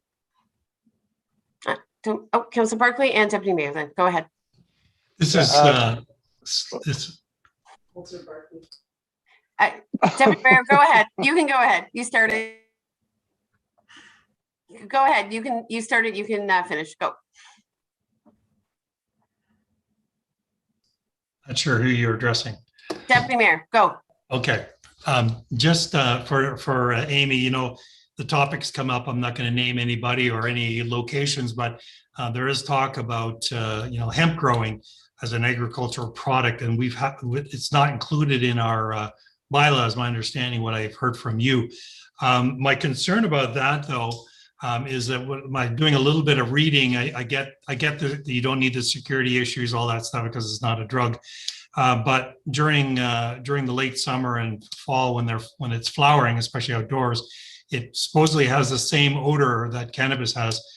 So I'm just wondering if we're going to have a relook at and address this going forward, or at least talk about it. Sorry, about the hemp aspect of it? Yes, the hemp, as what my understanding, has the same odor as the cannabis plant does when it's flowering. So that could be a concern to neighbors, because that's really why we pushed hard for the cannabis rules. Not the security and everything else is taken care of by Health Canada. Our issues was, you know, does it disturb the neighbors more than anything, lighting and that kind of stuff that we do have control for. So anyways, I just wonder what your thoughts are. So my understanding is that hemp is treated more as an agricultural product based on the output that typically what hemp is used for. It's used as a fiber, it's used as biofuel. It has many different purposes where cannabis is quite focused into what it's being harvested for. My understanding, and I can do more research on it, and I mean, we're dealing specifically with cannabis and not hemp, but staff can definitely take back the comments around hemp to see what other municipalities have done, and if there's any other regulations that we should be looking at. But again, my understanding is it's been treated more as an agricultural product in the past. And by all means, we can definitely have that conversation with the Ontario Ministry of Agriculture, Food and Rural Affairs to see how it's treated within their realm. And if there's any specific guidelines around those types of whether it's being grown in a greenhouse or it's just straight being grown as a crop in the land. Yeah. So like I said, I understand that it's an agricultural product, and that's perfectly fine. And you know, the regulations are very, very different. But my concern will be that, you know, we end up with a crop that, you know, really, you know, puts the nose at a joint for some of the neighbors. So how, you know, I'm just thinking ahead. The last council wasn't thinking ahead of the cannabis issue that came up, and we got stuck with it. You know, I think we need to start looking at this. I did some research today, and I found some communities who were complaining about the odor, and the municipalities had a little bit to deal with. So I'm just putting it on your radar that we should be looking at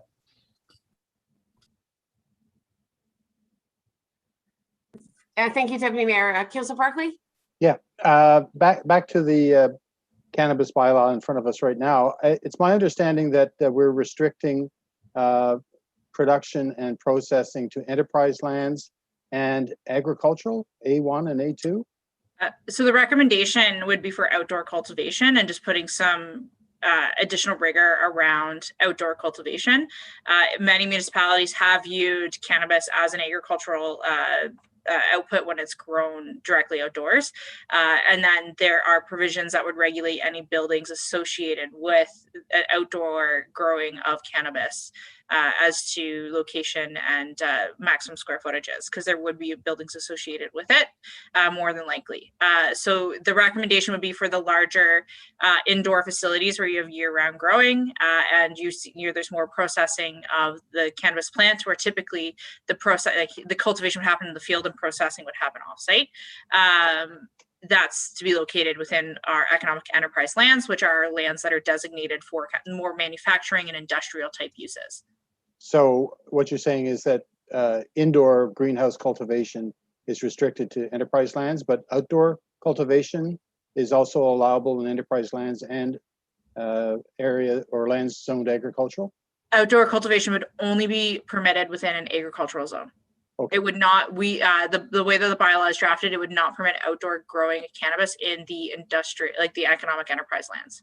So any area with any other zoning, like rural residential or institutional, or obviously the downtown commercial, all those other zones, it would be prohibited. Is that correct? Okay, great, thank you. Okay, so Amy, I just want to go back to sensitive land uses. Obviously, the catalyst for this whole exercise was a cannabis facility that was arguably located in a highly residential area. It had institutional zoning, the piece of property, despite the fact that, or commercial zoning rather, as I remember it, but it was in what had effectively become a highly residential area. So to that end, if you have institutional zoning, or rather, I'm sorry, commercial zoning on a piece of land that, historically was able to integrate with other residential properties, so give us the test case. What would happen in this instance under this new bylaw? Would that, yep.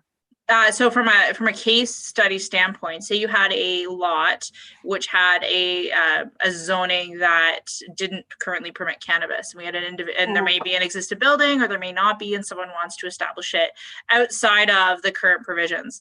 There would need to be a site-specific application made to rezone that property to permit that use. So there would be a rigorous development process around that, where there is public notification to establish that use on the property. It's no different than any kind of use establishing on a lot where the zoning currently doesn't permit it. There's, to permit that development. So in this case, if it wasn't existing on the day that the zoning amendment was passed, bringing the new provisions, then you would have to go through that process to permit it on the property. But you have said that the intention of this bylaw is to locate those indoor growing facilities exclusively on economic development lands or economic development zoned lands. Is that correct? Yeah, so the zoning bylaw, that is amendment that's proposed, would permit a cannabis facility as a use within the, I want to say the economic enterprise zone, which is the C5 zone. So there wouldn't, if a property has that zoning category on it, cannabis facilities are permitted, subject to the general provisions, which then start adding in the requirement for setback from sensitive land uses, and any variation on the setback of a land use of that sensitive land use buffer that's going to be required as part of the general provisions would require a zoning bylaw amendment. So again, engaging that public process to say this is the standard that council's established. If you want to deviate from it in any way, here's the process in which you have to go through. So again, it's that community consultation piece, which it is important in this case to determine what would be the impact, and that way the neighboring landowners are aware as to what their proposal is, and within the area. Would it give planning staff the purview to recommend against cannabis use? Because I think that's what we're looking for, right? Yeah, definitely. So any application that comes forward, we do review. Compatibility is land use compatibility, where do we permit it, and what, we look at what is the impact. There are a lot of studies that we would require for that type of development, depending on where it's located, which could include like stormwater management, site grading, a planning rationale. There's a whole list of things that we do require that would help address any concerns that might be raised, which could also include a hydrogeological study if it's on private servicing to determine what's the water requirement for the proposed property, and what would be the impact on any surrounding wells within the area. Okay, and I understand the rigor of which you speak, but ultimately, what I'm hearing, I hope I'm hearing, is if it was determined that the impact to other sensitive land uses was onerous, then that particular application could be declined based upon the criteria that's set out in the bylaw. Yeah, I mean, staff could definitely recommend not supporting the application. Any individual has the right to apply under the Planning Act. But our recommendation, if there was, if the evidence in the case built around a proposed development wasn't strong, or there was great concern on the part of staff, we would not recommend support.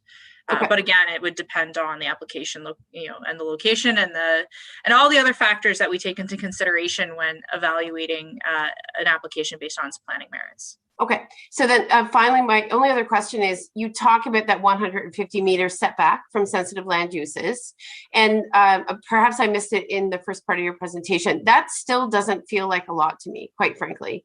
Like 150 meters, I know it's more generous, certainly more generous than I think we have now. So I think it's certainly assists, but when you're talking about a large cannabis production facility for which there is lighting, fencing, right, noise, bans, we've been down this path. 150 meters still feels modest.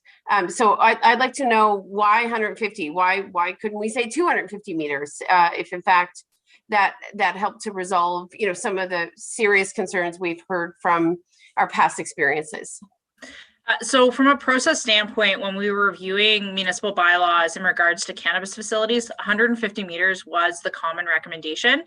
So that took into consideration a few processes that typically planners usually go through when we're dealing with items such as odor or incompatible land uses. So when we think of things from like a livestock facility perspective, there's a calculation that's used to determine what a setback from a barn should be. And then we also took into consideration the D6 series guidelines as provided from the province through the Ministry of Environment. So those guidelines pertain to setbacks from industrial uses and sensitive land uses. And based on this type of class of facility, it would have been about a 70 meter buffer, which is what what was also presented in a lot of other municipal bylaws pertaining to cannabis. But the 150 meter setback is being recommended because it was one of the most common setback requirements, and it created just that much more of a buffer. Council does have the ability, should you want to amend what is in the bylaw being proposed, to ask for a greater setback. But again, that was based on best practices that is occurring throughout the province of Ontario when there is a air treatment control measure in place within the facility. And just to finalize my thoughts on this aspect of it, that's why we are encouraging and requiring, I should say, that these be located within our economic enterprise lands, because that's where we do not encourage residential development to avoid that land use conflict. Great. And that's great. And I love the vision. I love the vision. I think what we're dealing with, however, is a facility that may or may not expand. And I am concerned, does council have the ability to go beyond the 150 meter setback in forthcoming considerations? Or does the 150 meter stipulation in the current bylaw mean that's as far as we could go? So that would set the precedent as to the minimum setback requirement. You wouldn't be able to impose it on a development if they met the requirements that are being proposed. Any request that would come forward would be to more than likely reduce that setback requirement. So this is the time that if you want to consider what that minimum required setback from a sensitive land use should be, it is now. So colleagues, Councillor Barclay, Deputy Mayor, for the purposes of comfort, do either of you have the appetite to increase the setback to 200 meters? I'm of the opinion that 150 meters is a fairly large setback. If I can visualize it, and it's a big distance from any property line. So I think it's sufficient. It's 500 feet, if that makes it more easier to understand. It's quite a distance, 500 feet. I think my concern is we did get some significant concerns about odor that I think would go well beyond the 150 meters. And I think the zero odor standard that, obviously facilities aspire to isn't always achievable. So, the more space, the better, in my opinion, because residents then have to live with it for the next 40, 50, 100 years, whatever it is. So I do have a small concern, but obviously without your support, well, I think there's with 150 meters. Yeah, Madam Mayor, I think 150 meters at 500 feet, I think it's a lot. And I think really the key item here is that they're not going to be near residential sensitive lands. It's the economic development piece. So I think that right there makes it more comfortable for me. If we go too far, because I understand this 500-foot buffer is all the way around the property, right? So it would be very difficult to build any kind of building, I think, unless you got a massive piece of land. And I don't know if we have that in the economic development areas. But so I don't want to squash it completely, but at the same time, I think we're good as long as we don't put these facilities near residential buildings or communities.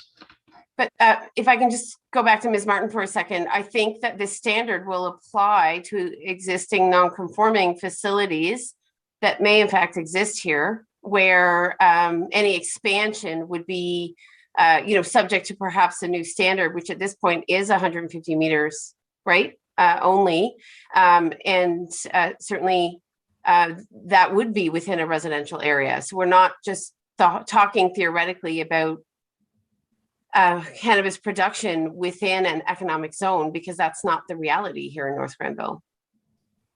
Yeah, and the facility that you may be speaking of, I don't think if we stuck with the 500 feet, they couldn't expand. I don't think the lot's not big enough, but maybe Amy can cover that a little bit. So again, it speaks to our policies when it comes to non-conforming uses. So anything that exists as the date of the bylaw, should it be passed, would be allowed to continue to exist.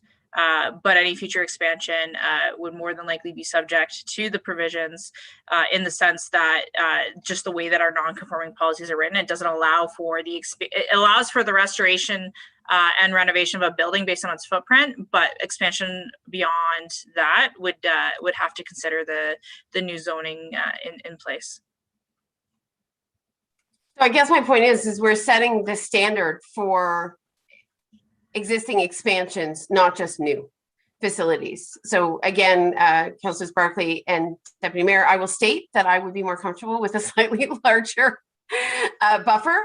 But again, obviously I'm just one of three here. So if there's no appetite for that, I will live with that. But that's the consequence.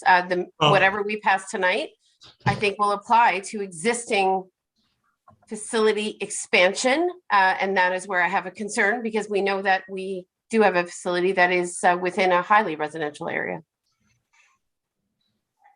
Yeah. I would like to ask through you, Madam Mayor, Director Martin, in the year that we've taken to cobble together this new bylaw, you looked at other communities in terms of their setback that they had on the table. Was 150 the standard, or was it an average? Did you encounter any communities that had setbacks that were greater? So 150 was definitely the average. I didn't add up. That was the most common number that was used for setbacks with air treatment control from a sensitive land use. I don't recall seeing anything significantly greater, other than if there was no air treatment control, then it was a 300-meter setback. But certainly there was quite a few communities who did have smaller setback requirements. And then some communities required greater property line setbacks. So it was very varied in the approach in which municipalities used, but that 150-meter or that 500 feet setback was quite common in many municipal zoning bylaws when it came to cannabis facilities. And I think to the mayor's point, we're not talking about new facilities. We're talking about existing facilities and expansion of the existing facilities. And she's referencing a couple of existing facilities currently. I'm comfortable with it, but if the mayor wants to propose something else, be more than happy. I'm proposing 200 meters. I'm proposing 200 meters, but I can't move that, so I would need someone else to move it.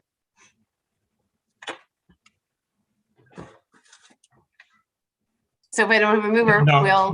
Nancy, and maybe this through you, Madam Mayor, to Amy. The setback, does it say just to property lines, or is it to residential? What does it specifically say to? So the definition for a sensitive land use would include outdoor amenity space. So it's going to depend on each individual property. Smaller residential properties, it would more than likely be to the property line because the entire outdoor area would constitute that amenity space, versus you might have a larger lot with a house and the amenity space, and then you might have a large treat area. It wouldn't consider the treat area, but it would consider any space that would be considered for outdoor amenity associated with the dwelling. So that, I mean, there's a little bit of a nuance in there. However, when it comes to the smaller lots, it would be calculated from the property line, just given that definition that would be their outdoor amenity space that they enjoy. So 300 meters, you referred to that, where there isn't any odor control, right? And what we know is some of the older technologies and filtration systems don't provide a perfect odor control management system. It can get better. And we know that certainly filtration is probably an evolving art when it comes to cannabis facilities. But really, in the context of this conversation, I know it's 1 minute to 9 on a beautiful summer evening, but in the context of odor control, I have no confidence that 150 meters is enough. But again, I respectfully defer to my colleagues. I'm just one of 3 tonight, but that I'm going to say it on the record. That is my concern. That is my concern. We've confronted inadequate odor control in the past, so my concern would be that we would continue to get odor complaints, and how people use larger properties, is such that often people buy those properties to be in treed and forested areas without encountering cannabis odor. So, again, that's the crux of my concern. I don't believe there's a perfect solution. I just wonder if we're not being rigorous enough with the setback. That's my. I think, Madam Mayor, the 150 meters, if we went to 200, there's an extra 50, give or take. It's not going to make, I don't think it's going to make much difference. It might make difference on development, but for actual odor, I don't think it's going to help. I think if a facility is giving off odor because they've got problems, 150, 200 is not going to make any difference. We noticed that with a facility we had when they had odor issues. It traveled for kilometers and neighbors for wide areas. So I don't think that's the answer, I guess, is what I'm thinking. So going any further, unless you go 1,000 meters, which then would just make it impossible for anybody to develop. So Amy, within our bylaw, I guess let's look at something else. Okay, if we did say, okay, let's go with the 150, which seems to be the average. Have we put any teeth in making sure that there's no odor problems coming from these facilities, or are we leaving it to Health Canada strictly through the feds? Ultimately, the issue when it comes to odors emanating from these facilities is regulated by Health Canada. My understanding, and I haven't read the guidelines recently, but my last read through as part of the research in developing our guidelines is that it's a standard now. They require air treatment control. So to that end, any complaints are to go through them. We do not have any standards on the municipal side that we could enforce in regards to odor. It's one of those items that you're just going to have to push Health Canada to address. The federal government legalized cannabis, and we are now trying to catch up in addressing how we address it from a land use perspective. If I might, through you, Madam Mayor, to Director Martin, do we have provisions for facilities that don't have sufficient odor control? You mentioned 300 meters, or is that was just in your research, or is that contained in our bylaw? So I proposed it within the draft bylaw amendment being considered, and again, it was based on just that was municipal land use planning best practice in many municipalities was if it didn't have air treatment control, it was 300 meters. My understanding is that the federal government has changed in the licensing process, so I think you have to have the evidence that you've built a building that can contain it, and then you get a license. I'm not 100% sure on that, but that was that's something I've been explained to me more recently as to how cannabis facilities go through the licensing process. But like I said, the guidelines in my last read through did require air treatment control as a means of controlling odors from facilities. Right. Thank you. Yes, if I might, and then Deputy Mayor, of course. I mean, Deputy Mayor is absolutely right. 200 meters, 150 meters, 500 meters. It will not manage some of the odor complaints that could occur again, right? We don't know. You know, my concern, and I will say that we had our Director of Bylaw Services asking me to personally intervene at Health Canada because they weren't able to get a response. So, you know, the frustration here is we're trying, you know, we're stuck with a problem for which we don't necessarily have all the solutions, and we're being asked to have confidence in the facilities in terms of their capacity to regulate and manage odor, but yet we have no mechanism through which to enforce filter changes, right? Which we learned was a problem. Or what about the caliber of those filters? And obviously the potency of industrial cannabis is very high. So, you know, I don't know if it's a future discussion for additional provisions within the bylaw, Ms. Martin, to look at where we go, because I think we will be having a conversation about a potential expansion or the new facility in the economic industrial lands, right? Where we may encounter a challenge when it comes to odor. And you're right, 200 meters means squat really at the end of the day, but our hands are tied. And I think that's where we're really grappling with how to create the best bylaw possible. And you've done amazing work to really take a look at what are the best practices. I salute your efforts. But I do want to recognize, right, we don't have all the levers at our disposal. And unfortunately, Health Canada hasn't been as responsive. There was no phone number, there was an email address. So it's not like they're ready and waiting to manage these concerns. They're not. There's no direct line from, certainly there's no direct line from municipalities into Health Canada to say, you know, you got to help us out here. And so it, you know, it obviously creates some frustration for how we try to do our jobs. And that has nothing to do with the incredible research and work you've done. It just, it's a difficult point to navigate. I think it's incumbent on us to keep an eye on what is obviously a moving set of standards that's dictated by Health Canada. And even since, as you mentioned, Director Martin, since initially drafting this bylaw, the rules have changed regarding odor. So I think we can always come and amend the bylaw or update the bylaw at a later date. So we as a municipality, we're going to have to keep an eye on the changes that Health Canada, you know, dictates, because the mayor's right. You know, our hands are tied. We can't we can't impose something that we can't enforce. Ms. Martin, do you? Oh, I'm sorry, Deputy Mayor. Go ahead. You, Madam Mayor. Director Martin, this the 300 meter just tweaked my brain. Is our bylaw allowing facilities to show up without filtration systems then? And if we are saying that we've got this 300 meter, to me, it shouldn't even be in there. We shouldn't have facilities that don't have filtration systems of any kind, because 300 meters without a filtration system would definitely not work. So I don't know what's in there. That's my concern. The other piece I would say, if we tighten up these restrictions, are you in the bylaw limiting the ability for them to go up multiple stories and build these cannabis facilities? Because the one that's being built, the newer one, is built on a footprint that's smaller, but it's going higher to allow the 10,000 square foot footprint, which is actually equal to a 20,000 square foot, because they're going up twice the height or something. So those are my two questions to you in the bylaw. Are we stopping them from going bigger that way? Or why would we have that 300 meter piece even mentioned in there if the federal government doesn't allow it?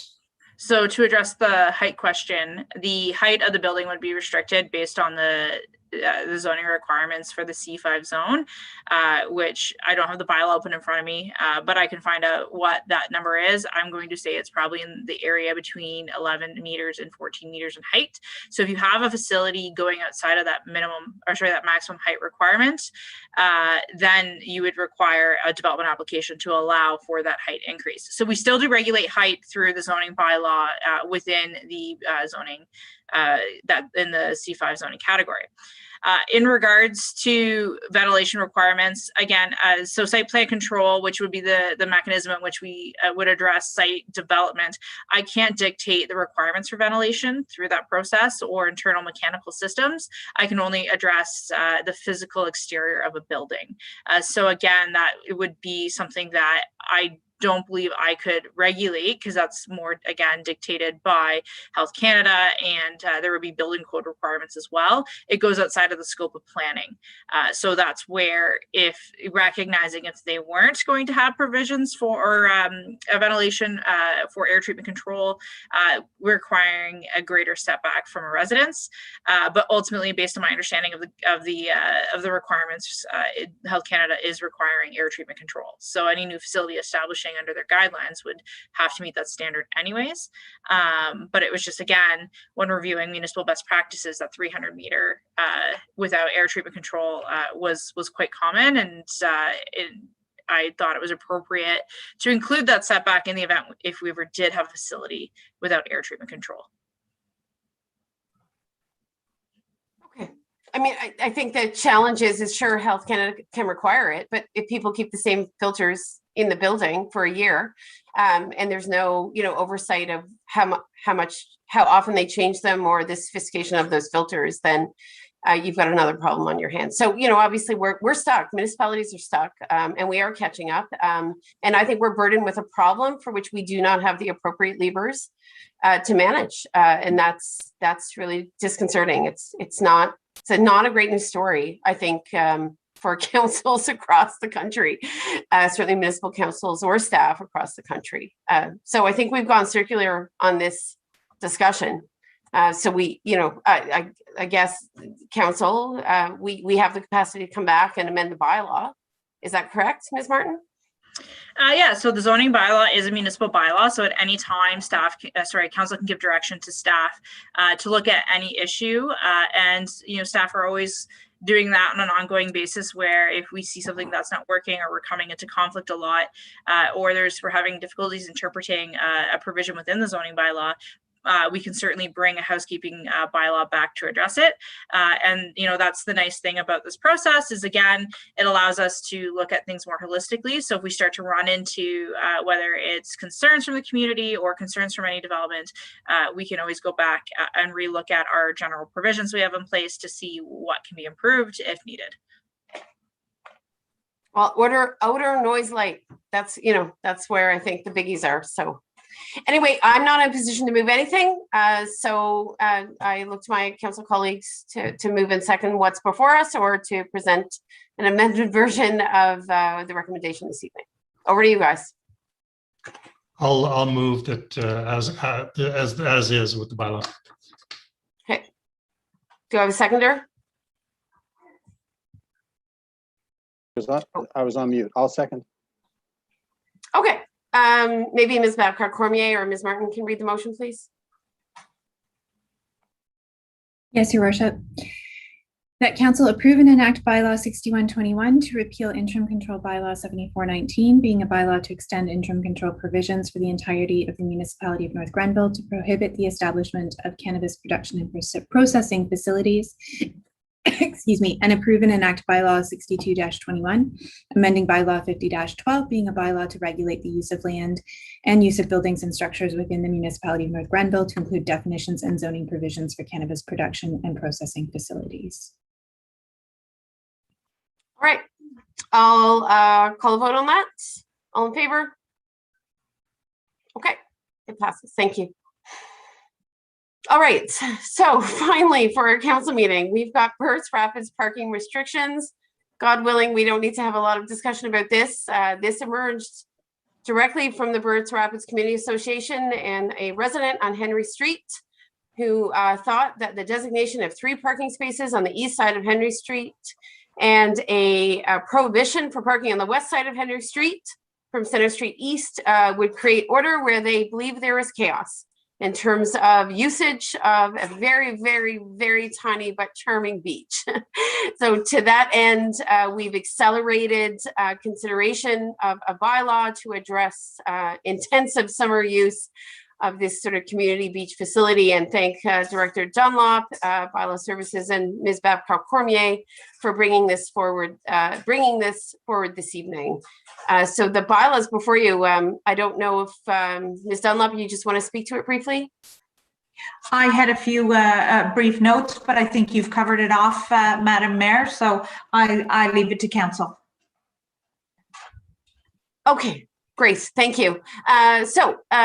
Looking for a mover or seconder then?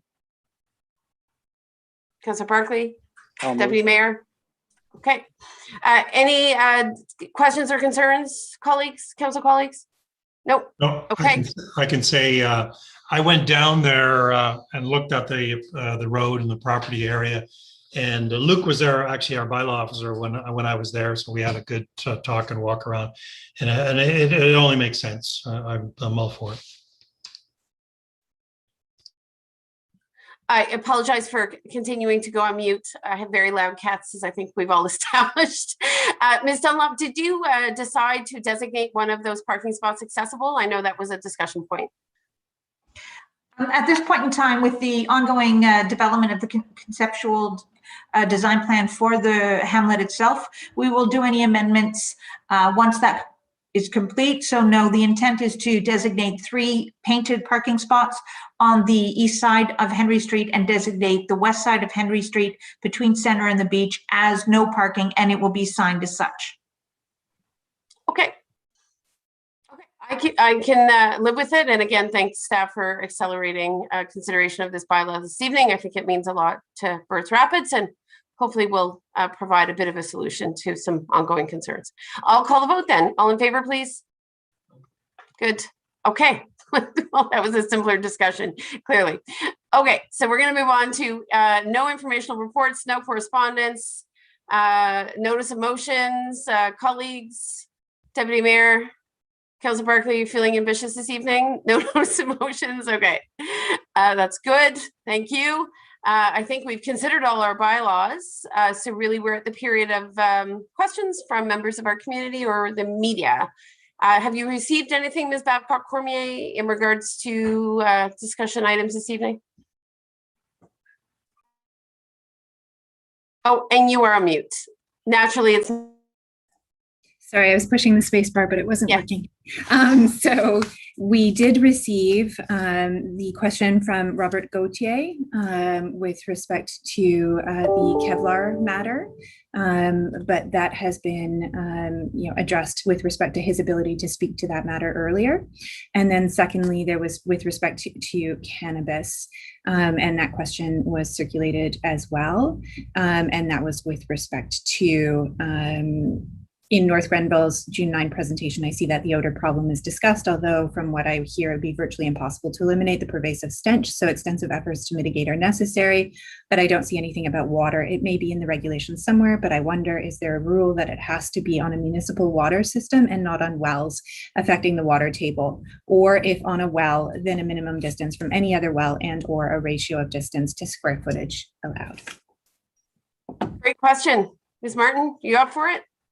Yeah, so what I can say is that we're not, through the provisions that were adopted, there was not a requirement to be connected to municipal water and sewer. And the reasoning is that our economic enterprise lands are mostly on unserviced lands. So I alluded a little bit to this as to some of what our studies requirements would be, but we can certainly ask as part of a site plan process and a development application for a hydrogeological study. So that would determine the requirements for how much water the facility would need, and it would look at impact on any surrounding wells within the area and provide recommendations from there. And then I know that the Ministry of Environment does regulate and requires permits. I think it's when you take over 10,000 liters a day. I could be wrong with that number, but there are requirements from the ministry when you are taking over a certain amount of water per day that now you have to get ministry approvals. Does council colleagues, anyone want to add on to what's been stated? Seeing none, then I think we'll consider that question asked and answered. And with that in mind, I do recognize two members of the media, Paulina and Rachel. So I don't know if either have a question this evening. Your worship, Paulina has emailed me to advise that she's having some technological issues, but she does want to ask the question, at what time can we expect the site plan process for the Habitat for Humanity development to begin? Ms. Martin. It is currently underway. Okay. And when would we expect to have it brought back to council? I'm hoping that it's going to depend on the comments coming back and forth and the review time on Habitat's side to respond to our comments. But I would be hopeful that this fall we would see it come forward. We do understand the timelines around the project, so we're working as fast as we can to bring this forward. Because my understanding is Habitat is hoping to break ground in the spring to really be all ready to go. And they will have hopefully lined up many volunteer builders and sponsors, etc. Okay, thank you. I hope that answers your question, Paulina. Ms. Everett, Rachel Everett, is there anything from Rachel? Hi, Rachel. I'm fine. Thank you, guys. Okay. We hope we've entertained you this evening, given the multiplicity of issues. Absolutely. Okay, excellent. Okay, so then I'll just look quickly to members of the community. Is anyone, as a member of the community, looking to make a comment or ask a question?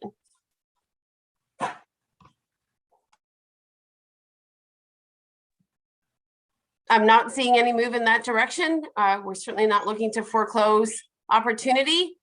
So this is your last call to come off mute. And if I don't see any movement in that regard, I will move on.